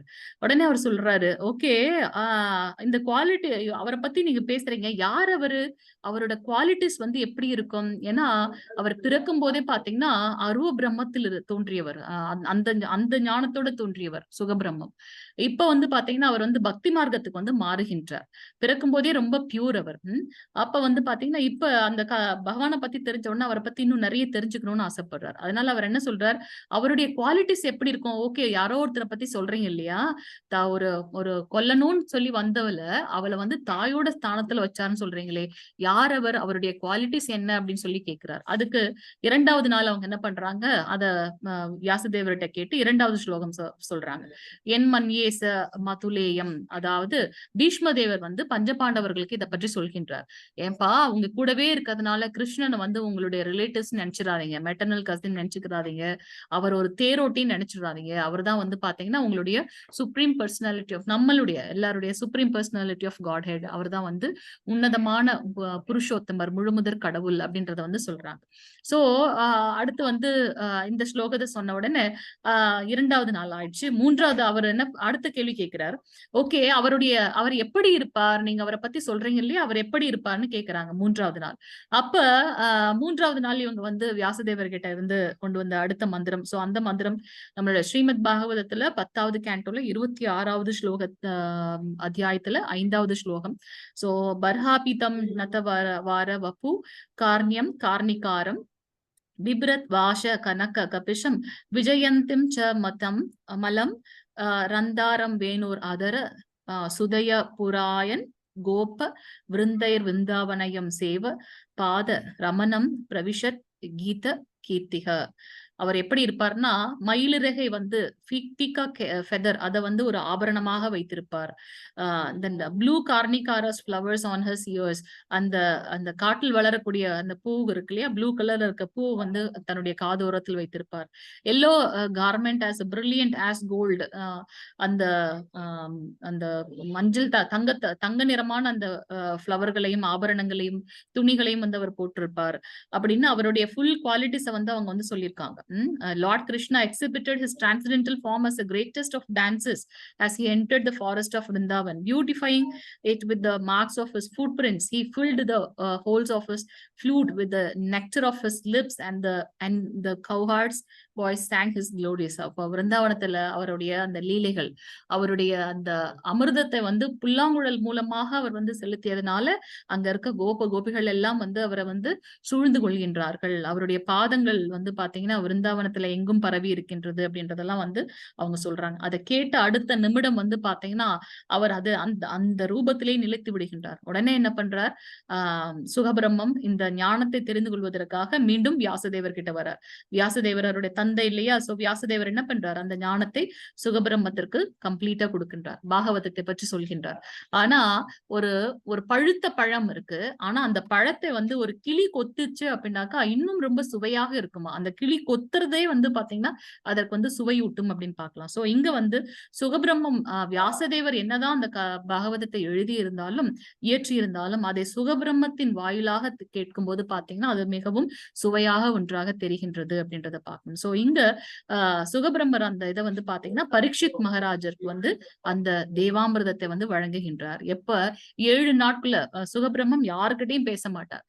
முதலில் வந்து அவர் பேச தொடங்கியது எங்கன்னு பாத்தீங்கன்னா நம்மளுடைய பரீட்சித் மகாராஜர் கிட்டதான் வந்து 7 நாள் தொடர்ந்து பேசுகின்றார் அப்படின்றத பார்க்கலாம். சோ அவரு தேவர்கள் எல்லாம் நடுவுல வழிமறைத்து சுகபிரம்மம் கிட்ட சொல்லுவாங்களாம், நாங்க வேணா உங்களுக்கு அமிர்தத்தை கொடுக்குறோம், அந்த அமிர்தத்தை கொடுத்தா அவருக்கு வந்து அது வந்து நம்மளுடைய மரணத்தை தள்ளி வைக்கும் இல்லையா, நம்ம அதை வேணா அவருக்கு கொடுத்துடலாம், நீங்க வந்து எங்களுக்கு வந்து பாகவதத்தை சொல்லுங்க அப்படின்னு சொல்லி கேட்பாங்க. அப்ப அவர் சொல்லுவார், இல்ல இது உன்னதமான பக்தனுக்கு மட்டுமே போய் சேர வேண்டியது அப்படின்னு சொல்லிட்டு அவர் என்ன பண்றார், பரீட்சித் மகாராஜ் எங்க இருக்கின்றாரோ நதிக்கரை ஓரத்துல அவர் வந்து வெயிட் பண்ணிட்டு இருக்காரு. 7 நாள்ல நான் இருக்க போகின்றேன்றதுக்காக நான் இப்ப என்ன செய்யணும் அப்படின்னு அதுக்காக சுகபிரம்மம் அங்க போய் அவருக்கு அந்த ஞானத்தை கொடுக்கின்றான்றதை பார்க்கலாம். இந்த இதுல வந்து பாத்தீங்கன்னா நம்ம இங்க மிகப்பெரிய ஆன்மீகர்கள் எல்லாம் இருக்காங்க. நாரத முனிவர், சூத்தகோ சுவாமியும் இதுல இருக்கின்றார். இதுல இருந்து சூத்தகோ சுவாமிகள் என்ன பண்றாரு அப்படின்னாக்கா சௌனிக்க நைமிஷாரண்யம்ன்ற இடத்துல முனிவர்கள் எல்லாம் சேர்ந்து இந்த கலியுகம் வரப்போகின்றது, கலியுகத்துல இருந்து மக்களை வந்து காப்பாற்றணும், அப்ப நம்ம அதற்காக என்ன செய்யணும் அப்படின் போது சூதகோ சுவாமிகள் என்ன பண்றார், இந்த சௌனிக்க மகரிஷிகளுக்கு வந்து அந்த கதைகளை எடுத்து சொல்கின்றார் அப்படின்றத நம்ம பார்க்கலாம். ஹரே கிருஷ்ணா, ஹரே கிருஷ்ணா. இப்ப வேற ஸ்கிரீன் போட்டிருக்கேன் தெரியுதுங்களா? ஹரே கிருஷ்ணா, ஹரே கிருஷ்ணா. ஹரே கிருஷ்ணா. துருவ மகாராஜரோட கதை. துருவ மகாராஜர் வந்து பாத்தீங்கன்னா ஒரு அரசனுக்கு வந்து 2 மனைவிகள். முதல் மனைவியோட குழந்தை வந்து துருவன், 2வது மனைவியோட குழந்தை சித்தி சுனிதி சுருச்சி 2 பேர். சோ இவங்க என்ன பண்ணுவாங்கன்னா துருவ மகாராஜ் போய் ஆசையா வந்து தன்னுடைய தந்தையோட மடியில உட்காரும் போது சித்தி என்ன பண்றா, வேகமா குழந்தை எடுத்து கீழே விட்டுட்டு என்ன சொல்றா, நீ உன் தந்தையோட இந்த இதுல உட்காரணும் அப்படின்னாக்கா என் வயிற்றில் பிறந்திருக்கணும்னு சொல்லி அவங்கள கஷ்டப்படுத்திடுறாங்க. 5 வயது குழந்தை அழுதுகிட்டே போகுது அவங்க அம்மா கிட்ட. அவங்க அம்மா வேற ஒரு இடத்துல குடில் வைத்திருக்காங்க. அம்மா கிட்ட போய் கேக்குது குழந்தை, எதற்காக சித்தி அப்படி சொல்றா, நானும் அப்பாவோட இன்னொரு மடியில தம்பி இருக்கும்போது நான் உட்காரக்கூடாதான்னு கேட்கும்போது அப்ப அவங்க சொல்றாங்க, நீ இதுக்கு வந்து நீ வந்து என்ன பண்ணணும் அப்படின்னாக்கா பகவானை நோக்கி தவம் செய்யணும்னு. சரி நான் போறேன்ட்டு வேகமா போறாரு காட்டுக்கு. அப்ப நாரத முனிவர் வழிமறைத்து கேட்கின்றார், பகவான் எப்படி இருப்பான்னு தெரியுமா, எங்க போறப்பா அப்படின்ட்டு. அப்ப அவர் சொல்லுவார், இல்ல நான் வந்து பகவான் எப்படி இருப்பான்னு தெரியாது, நான் அவர்கிட்ட போய் இந்த மாதிரி என்ன கேட்க போறேன்னா என்னுடைய தந்தையை விட அதிகமான செல்வம் எனக்கு வேணும்னு நான் கேட்க போறேன் பகவான் கிட்ட. அப்படியா, சரின்னு சொல்லிட்டு அவர் என்ன பண்றார், ஹரிநாமத்தை அவருக்கு உபதேசித்து அனுப்புகின்றார். துருவ மகாராஜர் போய் ரொம்ப ஸ்திரமாக அவர் வந்து தியானங்களை செய்கின்றார், தவம் செய்கின்றார். துருவ மகாராஜரோட இதை வந்து நம்ம அடுத்ததுல நம்ம பார்க்க போகின்றோம். அடுத்த ஒரு சாப்டர்லயே கதையா வருது. சோ அதுல நம்ம இன்னும் டீட்டெயிலா பார்க்கலாம். அடுத்தது ராமர் ஹனுமன். நம்ம சொன்ன மாதிரி ஏற்கனவே ஹனுமன் வந்து சீதம்மாவை பார்த்ததே கிடையாது. ஆனா ராமர் என்ன பண்றாரு, ஹனுமன் நீ போய் சீதம்மாவை எங்க இருக்காங்கன்னு பாத்துட்டு வான்னு அனுப்புறாரு. அது நமக்கு வந்து எப்படி ஏதுன்னா அவர் கொஸ்டினே கேட்கல. அன்கொஸ்டினபிள் ஒபீடியன்ட்னு சொல்லுவோம் இல்லையா, தாசிய சேவை, தாசிய ரசம். அடுத்து பகவான் எனக்கு என்ன வேலை வைப்பார் அப்படின்ற தாட் மட்டும்தான் அவங்களுக்கு இருக்குமா. அதெல்லாம் வந்து பக்தியோட மிக உயர்ந்த நிலை இல்லையா. அவர் உடனே என்ன பண்ணிட்டார், கிளம்பிட்டார் ஹனுமன். மாதா எப்படி இருப்பாங்க என்ன ஏதுன்னு தெரியாது. ஸ்ரீராமர் வந்து நமக்கு கட்டளையிட்டார், அதை செவனே செய்து முடிக்கணும், அவ்வளவுதான். அது மட்டும்தான் இருந்துச்சு. இது வந்து ஒரு மாதிரியான பக்தி ரசம், 5 விதமான ரசம். அதுல வந்து தாசிய பக்தி வச்சிருக்காரு. நம்ம சொன்ன மாதிரி கலியுகத்தோட மக்களை காப்பாற்றுவதற்காக சூத்த கோஸ்வாமி வந்து நைமிஷாரண்யத்துல வந்து நிறைய முனிவர்கள் வந்து கூடியிருந்து நிறைய யக்ஞங்கள் பண்றாங்க. அங்க இருக்க மரங்கள்லாம் பாருங்க ரொம்ப கருப்பாயிடுது. யக்ஞங்கள் பண்றாங்க, ஆனா வந்து முன்னேற்றம் எப்படி வரும்னு தெரியல. அப்ப வந்து பாத்தீங்கன்னா அந்த நைமிஷாரண்யம் இடத்துல முனிவர்களுக்கு நடுவுல பௌராணிகர் அந்த முனிவருக்கும் சூதகோ சுவாமிகளுக்கும் நடுவில் நடக்கின்ற அந்த கேள்வி பதில் தான் வந்து பாத்தீங்கன்னா நம்மளுடைய பாகவதத்துல நம்ம பார்க்க போறோம். சோ இதுல வந்து சூத கோஸ்வாமிகள் வந்து சொல்லுவாங்க, சுகதேவ சுவாமிகள் வந்து நம்ம பரீட்சித் மகாராஜுக்கு சொல்லும் போது நான் அந்த இடத்துல இருந்தேன், அந்த ஞானத்தை உங்களுக்கு வழங்குகின்றேன் அப்படின்னு சொல்லி இந்த கதை ஸ்டார்ட் ஆகும் அப்படின்றத நம்ம பார்க்கலாம். பாகவதத்துல வந்து ரொம்ப டீட்டெயிலா இருக்கு. 17வது ஸ்லோகம் மாதாஜி பிரபுஜி வாசிங்க. ஹரே கிருஷ்ணா. ஹரே கிருஷ்ணா. ஹரே हरे கிருஷ்ணா. कृष्णा माताजी। ஹரே கிருஷ்ண பிரபுஜி. येषां ज्ञानी नित्ययुक्त एकपत्तिर् विशिष्यते प्रियो हि ज्ञानिनो अत्यर्थम् अहं स मम समम प्रिया। ஹரே கிருஷ்ண பிரபுஜி. இவர்களில் முழு ஞானத்துடன் எப்போதும் தூய பக்தி தொண்டில் ஈடுபட்டிருப்பவனே சிறந்தவன். இப்ப நம்ம பார்த்த கேரக்டரிஸ்டிக்ஸ் எல்லாமே, கேரக்டர் எல்லாமே பாத்தீங்கன்னா அவங்க எல்லாமே முழு பக்தியில இருந்தவர்கள் இல்லையா. சோ அப்படிப்பட்டவர்கள் வந்து பாத்தீங்கன்னா சிறந்தவர்கள்.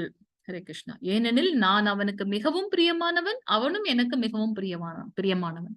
அம்பரீஷ் மகாராஜரோட கதை நம்ம பார்க்க போறோம். பக்தனுக்காக பகவான் என்ன வேணா செய்வார். அந்த நம்ம அடுத்ததுல எல்லாம் இப்ப பார்க்கும்போது அவர் சொல்வார், என்னுடைய பக்தனுக்கு என்ன இல்லையோ அதை கொடுத்து எது இருக்கின்றதோ அதை காத்து வருகின்றேன். அவர்கிட்ட நம்ம சரணடைந்து விட்டா மத்ததெல்லாம் என்னோட கடமை இல்ல, அது பகவானோட கடமை அப்படின்னு போயிடுவோம் நம்ம இல்லையா. சோ அவர் வந்து முழு ஞானத்தோட என்னது இப்ப நம்ம ஒருத்தவங்க மேல அன்பு வரணும் அப்படின்னாக்கா அவங்களை பத்தி தெரிந்து கொண்டால்தான் அன்பு வரும் இல்லையா.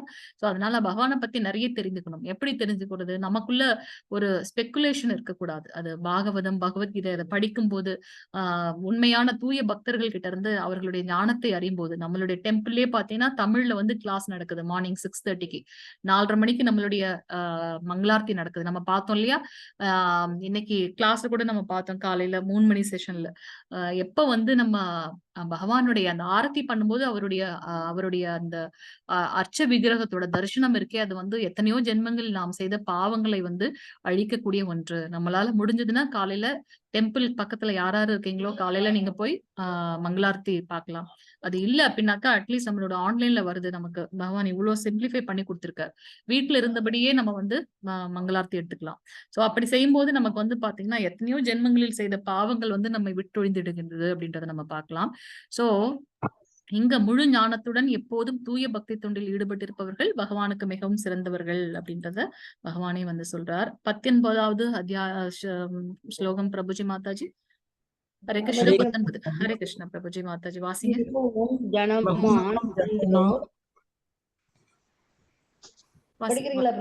மாதாஜி நீங்க வாசிங்க மாதாஜி. வாசிங்க படிக்கவா? படிங்க.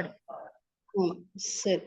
பகுநாம் ஜன்மனாம் அந்தோ ஞானவான் மாம் பிரபத்யதே வாசுதேவ சர்வம் இத ச மகாத்மா सुदुर्लभः।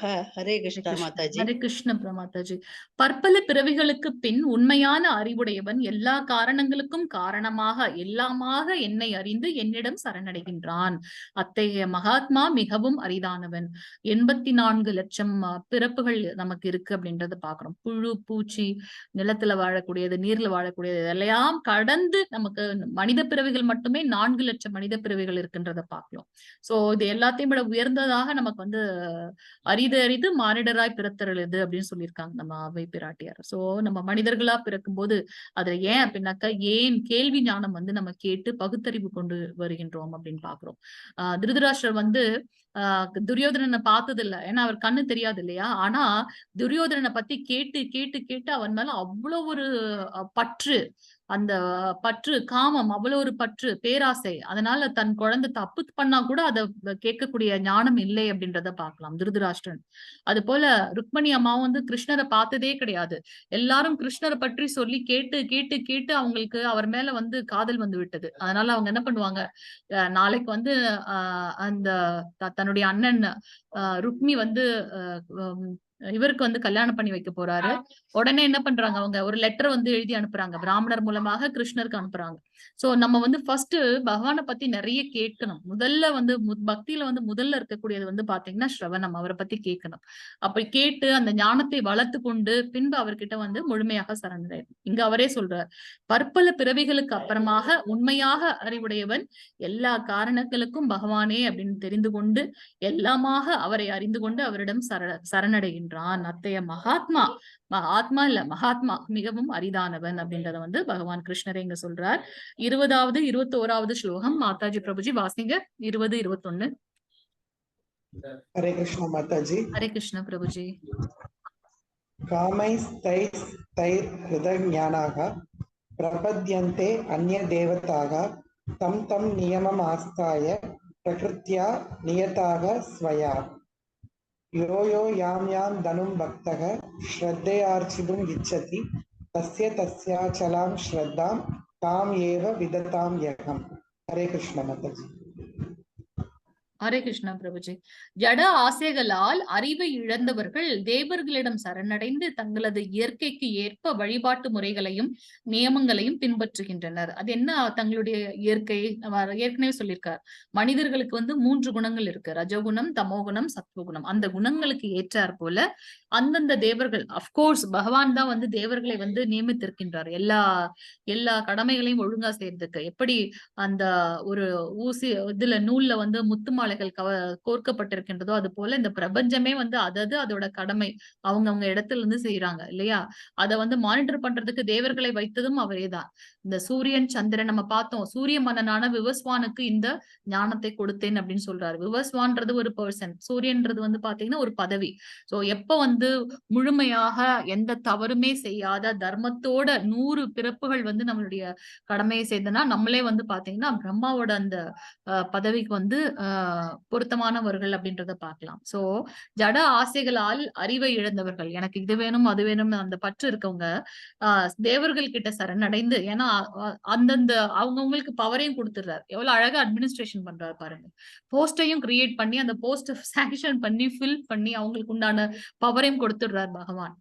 சோ அப்ப அவங்களுக்கு உண்டான என்ன பவர் இருக்கோ அதை வந்து அவங்க எக்ஸிக்யூட் பண்றாங்க. சோ அதை தெரிந்து கொண்டு நம்ம என்ன பண்றோம், அவர்கள்கிட்ட வந்து அப்கோர்ஸ் நம்ம எல்லாருக்கும் வந்து மதிப்பு கொடுக்கணும், மரியாதை கொடுக்கணும். அதே சமயத்துல ஆனா பற்று யார்கிட்ட இருக்கணும், அதீதமான பற்று யார்கிட்ட இருக்கணும், தன்னுடைய தந்தையான பகவான் ஸ்ரீ கிருஷ்ணர் கிட்ட தான் இருக்கணும். நம்மளோட ஃப்ரெண்ட்ஸோட அப்பா எல்லாம் கூட நம்ம எல்லாருமே அப்பா அம்மான்னு கூப்பிடுவோம். ஆனா யார்கிட்ட உண்மையான அன்பு இருக்கு அப்படின்னு பாத்தீங்கன்னா நம்மை பெற்று வளர்த்த தந்தை தாய்மார்கிட்ட தான் வந்து நம்மளுடைய அன்பு இருக்குன்றத பார்க்கலாம். அது போல தேவர்கள் மேல நமக்கு வந்து மரியாதையும் அன்பும் இருக்கணும். ஆனா பற்று யார் மேல இருக்கணும்னாக்கா பகவான் மேல இருக்கணும்ன்றத பார்க்கலாம். சோ தங்களது இயற்கைகளுக்கு ஏற்றாற் போல ரஜகுணம், தமோகுணம், சத்துவகுணம் அந்தந்த குணங்களுக்கு ஏற்றாற் போல துணை தெய்வங்களை அவங்கவுங்களுக்கு ஏற்ற அவங்கவுங்களுடைய நியமம்னா என்ன, அந்த ஒழுக்க முறைகளை நடைமுறைகளை பழக்க வழக்கங்களை கடைபிடித்து அவங்க பின்பற்றுகிறார்கள்ன்றதை பார்க்கலாம். எல்லோரது இதயத்திலும் நான் பரமாத்மாவாக இருக்கின்றேன். பகவானே ஏற்கனவே சொல்லியிருக்கார், காரண சாயி விஷ்ணு, அதாவது மகாவிஷ்ணு கர்ப்போதகசாயி விஷ்ணு, சிரோதகசாயி விஷ்ணு. சோ பரமாத்மாவாக சிரோதகசாயி விஷ்ணுவாக பகவான் இருக்கின்றார். அவர்கள் வந்து அந்த தெய்வத்தை வழிபடக்கூடிய அந்த விருப்பத்தையும் அவரே நிறைவேற்றி அதற்குண்டான நம்பிக்கையும் பகவானே கொடுக்கின்றார் அப்படின்றத பார்க்கலாம். ஆனா இதையெல்லாம் மீறி சாக்ஷாத் பகவானே வந்து முழுமுதற் கடவுள் அப்படின்னுட்டு அந்த ஞானத்தை வளர்த்து கொண்டு அவர்கிட்ட பற்றோடு இருக்கிற வந்து மிகவும் அரிதானவன். அவனுக்கு நான் பிரியமானவன், எனக்கு அவன் பிரியமானவன்றத வந்து பகவான் இங்க சொல்றார். 22, 23வது ஸ்லோகம் மாதாஜி பிரபுஜி. 22, 23. ஹரே கிருஷ்ணா. இன்னும் 2 ஸ்லைட் தான் இருக்கு, சொல்லிடுங்க கடகடன். ஹரே கிருஷ்ணா. தஸ்யாராதனம் சதயா சத்யா யுக்தஸ். யுக்தஸ் தஸ்யாராதனம் ஈஹதே லபதே தத காமன் மயேவ விஹிதான ஹரிதான. 23வது வாசிச்சுங்க. அந்தவது பலம் தேஷாம் தத்பவத்யல்பேதாசாம் தேவான் தேவயஜோ யாந்தி மத் பக்தா யாந்தி மாம் அபி.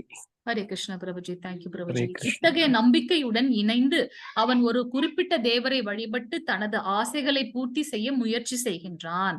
ஆனால் உண்மையில் இந்த நன்மைகள் எல்லாம் என்னால் மட்டுமே அளிக்கப்படுபவை. பகவானால தான் வந்து அந்த நன்மைகள் அளிக்கப்படுகின்றது. அந்த நம்பிக்கையும் வந்து அவர்தான் வந்து சிறப்படு. அவர் வந்து ஹிரண்யகசிபு மாதிரி எல்லாத்தையும் இல்ல நான் தான் வந்து பிரபந்த தோற்றாளன் மீன்ஸ் நீ எனக்கு தான் வந்து கட்டுப்படணும் அப்படிலாம் அவர் சொல்லல. அவர் நமக்கு முழுமையான சுதந்திரத்தை கொடுத்து இருக்கிறார், ஞானத்தையும் கொடுக்கின்றார். இப்ப நீ டிசைட் பண்ணிக்க என்ன பண்ணணும் அப்படின்றத வந்து பகவான் சொல்றாரு இல்லையா. அடுத்தது வந்து பாத்தீங்கன்னா, தேவர்களை வழிபடும் சிற்றறிவு படைத்த மக்களது பலன்கள் தற்காலிகமானது, ஓர் எல்லைக்கு உட்பட்டது. தேவர்களை வழிபடுவோர் தேவர்களின் உலகங்களுக்கு செல்வர். ஆனால் எனது பக்தர்கள் இறுதியில் எனது உன்னத உலகை அடைகின்றனர். ஒரு இடத்திலையும் சாக்ஷாத் பகவான் நமக்கு வந்து ப்ராமிஸ் பண்ணிட்டே இருக்கார். நம்ம அதுல வந்து உண்மையாக அந்த பற்றோட நம்ம வந்து இப்படி ப்ரொசீட் பண்ணணும்னு போனோம். ஆனா நமக்கு வந்து அந்த நம்பிக்கை இருக்க மாட்டேங்கின்றது இல்லையா. சோ நம்ம யார வழிபடுகின்றோமோ, நம்ம பார்த்தோம் 14 உலகங்கள் இருக்குன்னு. எந்த தேவர்களோட உலகத்துக்கு போகணும்னு நம்ம நினைச்சு தேவர்களை வழிபட்டு அந்த லோகத்துக்கு போவோம். ஆனா அங்கேயும் நம்மளுடைய அக்கௌண்ட் முடிந்ததுக்கு அப்புறம் திருப்பி இந்த பூலோகம் வரணும். ஆனா எது வந்து நிலையானது நித்தியமானதுன்னு பாத்தீங்கன்னா கோலோக விருந்தாவனம். அதுதான் வந்து நிலையானது. அங்கேயே வந்து கிருஷ்ணர் பாத்தீங்கன்னா பசுக்கு வந்து சேவகம் செய்து கொண்டிருக்கின்றார். அவர் நம்மள மெய்ப்பாளராக இருக்க போறது கிடையாது. அவரே வந்து பசுவுக்கு தான் வந்து சேவகம் பண்ணிட்டு இருக்காரு. சோ யாரெல்லாம் வந்து பசுவுக்கு சேவை செய்கின்றார்களோ அவர்கள்லாம் வந்து பகவானுக்கு மிகவும் பிரியப்பட்டவர்கள்ன்றதையும் நம்ம வேற இலக்கியங்களை வந்து பாக்குறோம். சோ இங்க பாத்தீங்கன்னா நம்ம எந்த லோகத்துக்கு யார வழிபடுகின்றோமோ அங்கேயே செல்கின்றோம். சோ பகவானை வழிபடும் போது அவருடைய லோகமான கிருஷ்ண லோகத்துக்கு நம்ம போறோம் அப்படின்றத பார்க்கலாம். 24வது ஸ்லோகம் மாதாஜி பிரபுஜி. 24. ஹரே கிருஷ்ண. ஹரே கிருஷ்ண பிரபுஜி. அவ்யக்தம் யக்திம் ஆபன்னம் மன்யந்தே மாம் அனுத்தயக பரம் பாவம் அஜானந்தோ மமாவ்யயம் அனுத்தமம். ஹரே கிருஷ்ண.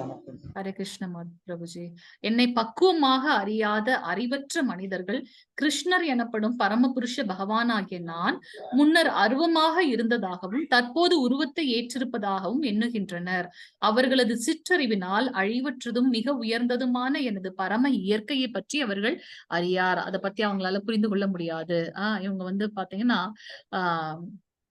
பக்குவமாக அறியாத அறிவற்ற மனிதர்கள். அந்த அறிவற்ற மனிதர்கள் எப்படி நினைக்கிறாங்கன்னா, பகவான் முன்ன வந்து அருவமாக இருந்தார் அப்படின்னாக்கா உருவமற்ற தன்மையில் இருந்தார், இப்போ வந்து உருவத்தை ஏற்றுகிறார். அப்படிலாம் இல்ல. சோ பகவானுக்கு என்ன தோன்றியதோ அந்த ரூபத்தில் வருகின்றார். அவர்களுடைய அவதாரம் வந்து பாத்தீங்கன்னா எப்படி கடல்ல வந்து பாத்தீங்கன்னா அதோட அலைகள் வந்து நம்மளால கவுண்டே பண்ண முடியாது, கவுண்ட்லெஸ். அது போல பகவானுடைய அவதாரங்களும் வந்து அதுல ரொம்ப சிக்னிபிகண்டான ஒண்ணுதான், சிலவற்றை மட்டும்தான் நம்ம பார்க்கின்றோம். சோ அவர் வந்து ஒரு இதுலயும் வந்து உருவத்தை ஏற்றுக்கொள்கின்றார். நமக்கு எப்படி வந்து எதையுமே அது சாத்தியமே இல்லாத மாதிரி இருக்கு இல்லையா. நமக்கு ஒரு உருவமே இல்லாதப்ப அது மேல எப்படி நமக்கு அன்பு செலுத்தி எப்படி நம்ம வந்து ஒருமுகப்படுத்துறதுன்றது வந்து ரொம்ப குவெஸ்டின் மார்க்கா தான் இருக்கு. சோ அததான் அவர் வந்து சொல்றார். அவர்களது சிற்றறிவினால் அழிவற்றது. பகவான் வந்து எட்டர்னல். பகவான் கிட்ட இருந்து வந்து நம்மளும் வந்து எட்டர்னல், மிக உயர்ந்தது, ஹையஸ்ட் பிளாட்ஃபார்ம்ல இருக்கக்கூடிய பரம இயற்கையை பற்றி அவர்கள் அறிய மாட்டார்கள் அப்படின்றத சொல்றார். 25வது 26வது ஸ்லோகம் மாதாஜி பிரபுஜி. இன்னும் 2 மினிட்ஸ்ல முடிச்சிடலாம். 25, 26. ஹரே கிருஷ்ண மாதாஜி. ஹரே கிருஷ்ண பிரபுஜி. நாகம் பிரகாச சர்வஸ்ய யோக மாயா சமாபுருதः மூடோ அயம் நாவிஜானாதி லோகோ மாம் அஜம் அவயம் வேத வேத வேதாகம் சமதீதானி வர்த்தமானானி அர்ஜுனா பவிஷ்யானி ச பூதானி மாம் மாம் து வேத கஷ்டன. ஹரே கிருஷ்ண பிரபுஜி. சிற்றறிவுடையோருக்கும் முட்டாளுக்கும் நான் ஒருபோதும் தோன்றுவது இல்லை. அவர்களுக்கு நம்ம வந்து தோன்ற மாட்டோம். நான் எனது அந்தரங்க சக்தியால் கவரப்பட்டுள்ளேன். சோ நம்ம எல்லாம் கண்டிப்பா சொல்லிக்கலாம், ஏதோ ஒரு ஜென்மத்தில் வந்து பகவானுடைய அந்த ஞானம் இருக்கிறதுனால நம்ம இப்ப கனெக்ட் ஆயிருக்கோம் இந்த பிளாட்ஃபார்ம்ல அப்படின்ட்டு. நம்மளுடைய டெம்பிள் பிரசிடென்ட் நாமநிஷ்டதாஸ் பிரபுஜி பாத்தீங்கன்னா நமக்கு எவ்வளவு பெரிய ஒரு பிளாட்ஃபார்மை வந்து உருவாக்கி கொடுத்திருக்கின்றார். 8.5 லட்சத்துக்கும் மேற்பட்டவர்கள் வந்து ரெஜிஸ்டர் பண்ணியிருக்கோம். சோ அவருடைய அந்த அந்தரங்க சக்தியால் நம்ம கவரப்பட்டிருக்கின்றோம். எனவே நான் பிறப்பற்றவன் அழிவற்றவன் என்பதை இவர்கள் அறிய மாட்டார்கள். பகவான் வந்து ஹீஸ் டிசெண்டிங், அவர் தோன்றுகின்றார். அதாவது பிறப்பு அப்படின்னு வந்து நம்மள மாதிரி அவர் பிறப்பதில்லை. நிறைய பேர் சொல்லுவாங்க அவரும் தானே மனிதர்களைப் போல பிறந்து அப்புறம் இறந்தார். இல்ல, அவர் இந்த லீலைகள் முடிந்தவன்னா அவர் கிளம்பி போயிட்டார். நம்ம தான் வந்து அதற்குண்டான நிறைய கதைகளை வந்து நம்ம சொல்லியிருக்கோம். சோ பகவான் வந்து பிறப்பற்றவர் அழிவற்றவர். நம்ம பார்த்தோம் கிருஷ்ணராக அவர் பிறப்பும் போது 4 கைகளோட தான் வர்றாரு. உடனே அவங்களுக்கு தேவகமாக்கு வந்து மயக்கமே வந்துடுது. நீ மனித குழந்தைகள் போல வாப்பான் போதுதான் அவங்க வந்து என்ன பண்றாரு, குழந்தை மாதிரியே வரான்றத பாக்கலாம். சோ அவர் வந்து பிறப்பற்றவர் அழிவற்றவர் என்பதை வந்து நம்ம அறிந்து கொள்ள வேண்டும். அர்ஜுனா, முழுமுதற் கடவுளான நான் கடந்த காலத்தில் நடந்தவை, தற்போது நடப்பவை, இனி நடக்க போகின்றவை அனைத்தையும் அறிவேன். எல்லாம் வந்து பகவானுக்கு தெரியும். ஏன்னா அவர் தானே இந்த பிரபஞ்சத்தை உருவாக்குகின்றார். அப்ப அவருக்கு தெரியாதா என்ன? இனி நடக்க போகின்றவை அனைத்தையும் வந்து அறிவேன். நான் எல்லா ஜீவாத்மாக்களையும் நன்கறிவேன். நமக்குள்ளார இருக்க ஆத்மாவை பத்தியே புரிந்து கொள்ள முடியல. ஆனா பகவான் வந்து எல்லாரையுமே வந்து வழி நடத்துகின்றார். அதனால அவருக்கு எல்லா ஜீவாத்மாவை பற்றியும் தெரியும். ஆனால் என்னை அறிந்தவர்கள் யாரும் இல்லை. தூய பக்தன் மட்டுமே என்னை வந்து அறிவான் அப்படின்றத பாக்கலாம். ஹரே கிருஷ்ணா பிரபுஜி. மாதாஜி வாசிங்க 28. இன்னும் 2 ஸ்லோகங்கள் தான் இருக்கு. வாசிங்க. கிருஷ்ண மாதாஜி. ஹரே கிருஷ்ண மாதா பிரபுஜி. ஏஷாம் த்வந்த பதம் பாவம் ஜனானாம் புண்ணிய கர்மனாம் தே த்வந்த்வ மோக நிர்முக்தா பஜந்தே மாம் திருடவிரதா. ஹரே கிருஷ்ண பிரபுஜி. முற்பிறவியிலும் இப்பிறவியிலும் புண்ணிய செயல்களில் ஈடுபட்டு எவர்களது பாவ விளைவுகள் முழுமையாக ஒழிக்கப்பட்டு விட்டதோ, எவர்கள் மயக்கத்தின் இருமையிலிருந்து பூரணமாக விடுபட்டுள்ளார்களோ அவர்களே எனது பக்தி தொண்டில் மன உறுதியுடன் ஈடுபடுவார்கள். சோ நம்ம எல்லாம் வந்து பாத்தீங்கன்னா மன உறுதியோட நம்பிக்கையோட பகவானோட பக்தி தொண்டில் ஈடுபடணும். நம்மளுடைய முற்பிறவி இந்த பிறவி ரெண்டுத்திலையும் புண்ணிய செயல்களில் ஈடுபட்டிருந்தால் ஒழிய, நம்மளுடைய பாவ விளைவுகள் முழுமையாக ஒழிக்கப்பட்டால் ஒழிய நம்ம வந்து பகவானை பத்தின ஞானத்துல வந்து இணைந்திருக்க முடியாது அப்படின்றத நம்ம பார்க்கலாம். சோ பக்தி தொண்டில் மன உறுதியோடு ஈடுபடும் போது பகவானை அடைய முடியும். கடைசி ஸ்லோகம் பிரபுஜி. மாதாஜி வாசிங்க கடைசி ஸ்லோகம். ஹரே கிருஷ்ணா. ஹரே கிருஷ்ண பிரபுஜி. சாதி பூதாதி தெய்வம் மாம் சாதி யன்யம் க்ஷயே விதுகு பிரயாண காலே அபிஷ்ரமாம் தேவிது யுக்த சேதசக. ஹரே கிருஷ்ண மாதாஜி. இந்த ஸ்லைடு புஷ்டிகம் வாசிருங்க பிரபுஜி. இதையும் வாசிருங்க. பகவத் கீதாசு உபனிஷத்சு பிரம்ம வித்யாயாம் யோக சாஸ்திரே ஸ்ரீ கிருஷ்ணார்ஜுன ஞான விஞ்ஞான யோக நமக சப்தமோத்யாயக. ஹரி ஓம். ஹரே கிருஷ்ண பிரபுஜி. சோ கடைசி ஸ்லோகத்துல வந்து பகவான் இங்க என்ன சொல்றாரு அப்படின்னாக்கா, பௌதிக தோற்றம், தேவர்கள் மற்றும் எல்லாவித யாகங்களை ஆள்பவனும் பரம புருஷனாகவும் என்னை அறிந்து என்னை பற்றிய உணர்வுடன் இருப்பவர்கள் மரண நேரத்திலும் கூட பரமபுருஷ பகவானான என்னை அறிய முடியும். சோ நம்ம வந்து இருக்கிறது வந்து ஒரு ஜட உலகம். இந்த உலகத்தில் வந்து இது வந்து நிலையற்ற ஒன்று. தேவர்கள் யாரு, அவங்களுடைய பவுண்டரிஸ் என்ன அப்படின்றத தெரிந்து கொண்டு எல்லா யாகங்களை ஆளக்கூடியவர் யார் அப்படின்னு பார்த்தீங்கன்னா, யாகங்கள் யஜ்ஞங்கள் பண்ணும்போது நம்ம விஷ்ணு பகவானுக்கு தான் வந்து அதோடைய பலன்களை நம்ம கொடுக்கிறோம்னு பாக்குறோம். விஷ்ணு பகவான் எங்கிருந்து வந்தவர்? கிருஷ்ணர் கிட்ட இருந்து. சோ பரம புருஷனாகவும் அவரே அனைத்திற்கும் மூலம் முதற் கடவுள், ஆதியும் அந்தமும் பகவானே அப்படின்றத அறிந்து கொண்டு அவரை பற்றிய உணர்வுடன் எப்போதும் இருப்பவர்கள் வந்து பாத்தீங்கன்னா மரண நேரத்தில் வந்து பரமபுருஷ பகவானான கிருஷ்ணரை அறிய முடியும் அப்படின்றத பார்க்கலாம். நம்ம நாளைக்கு வந்து நம்ம பாத்தீங்கன்னா அஜாமிலனோட கதை நம்ம பார்க்க போறோம். அப்ப வந்து ஹரிநாமம் சங்கீர்த்தனம் பண்றதோட உண்மையான ஒரு என்ன சொல்றது, அந்த ஸ்ட்ரென்த் என்ன அப்படின்றத நம்ம பார்க்க போறோம். சோ இன்னைக்கு வந்து நம்ம 7வது அத்தியாயம் பார்த்தோம், ஞான விஞ்ஞான யோகம். இதுல வந்து பகவான் கிருஷ்ணரை பற்றின அறிவு வந்து நம்ம வந்து முதல் ஸ்லோகத்துல இருந்து 3வது ஸ்லோகம் அவரை பற்றி அவரே கூறுகின்றார். இதை தெரிந்து கொண்டதுக்கு அப்புறம் நீ எந்த ஞானத்தையும் தெரிந்து கொள்ள வேண்டிய அவசியம் இருக்காது அப்படின்றத வந்து சொல்றார். பகவான் கிருஷ்ணர் வந்து அவருடைய ஆற்றல் பொட்டன்சி என்ன 2 விதமாக இருக்கு. ஒன்று வந்து பாத்தீங்கன்னா யோகமாயா மகாமாயா அப்படின்னு சொல்லிட்டு. சோ இந்த ஜட உலகில் இருக்கக்கூடிய ஒரு சக்தி தாழ்ந்த சக்தி, ஆனால் ஆன்மீகத்துல இருக்கக்கூடிய சக்தி உயர்ந்த சக்தி அப்படின்றத பாக்குறோம். 4 விதமான மனிதர்கள் வந்து அவர்கிட்ட சரணடைய மாட்டார்கள். 4 விதமான மனிதர்கள் அவர்கிட்ட சரணடைவார்கள். துயருற்றவர்கள், செல்வந்தோர், கேள்விகளை கேட்கக்கூடியவர், பூரண ஞானத்தை அடையக்கூடியவர்கள். இந்த 4 பேரும் பகவானை பத்தி சரணடைவார்கள். யாரு சரணடைய மாட்டார்கள்னா மூடர்கள், மூளையற்றவர்கள், அறிவற்றவர்கள், அதுக்கப்புறம் அசுரகுணம் படைத்தவர்கள், நாத்திகத்தில் லயித்தவர்கள் அப்படின்றத நம்ம பார்த்தோம். பகவான் கிருஷ்ணரிடம் சரணடைவதன் மூலமாக நமக்கு வந்து பாத்தீங்கன்னா பாவ விளைவுகள்ல இருந்து நம்ம விடுபடுகின்றோம் அப்படின்றத பார்த்தோம். தேவதேவியர்களோட வழிபாடு 20ல இருந்து 25 ஸ்லோகம் வரைக்கும் பார்த்தோம். வாஞ்ச கல்ப தருப்யஷ கிருபா சிந்திப்பே ஏவச்ச பதிதா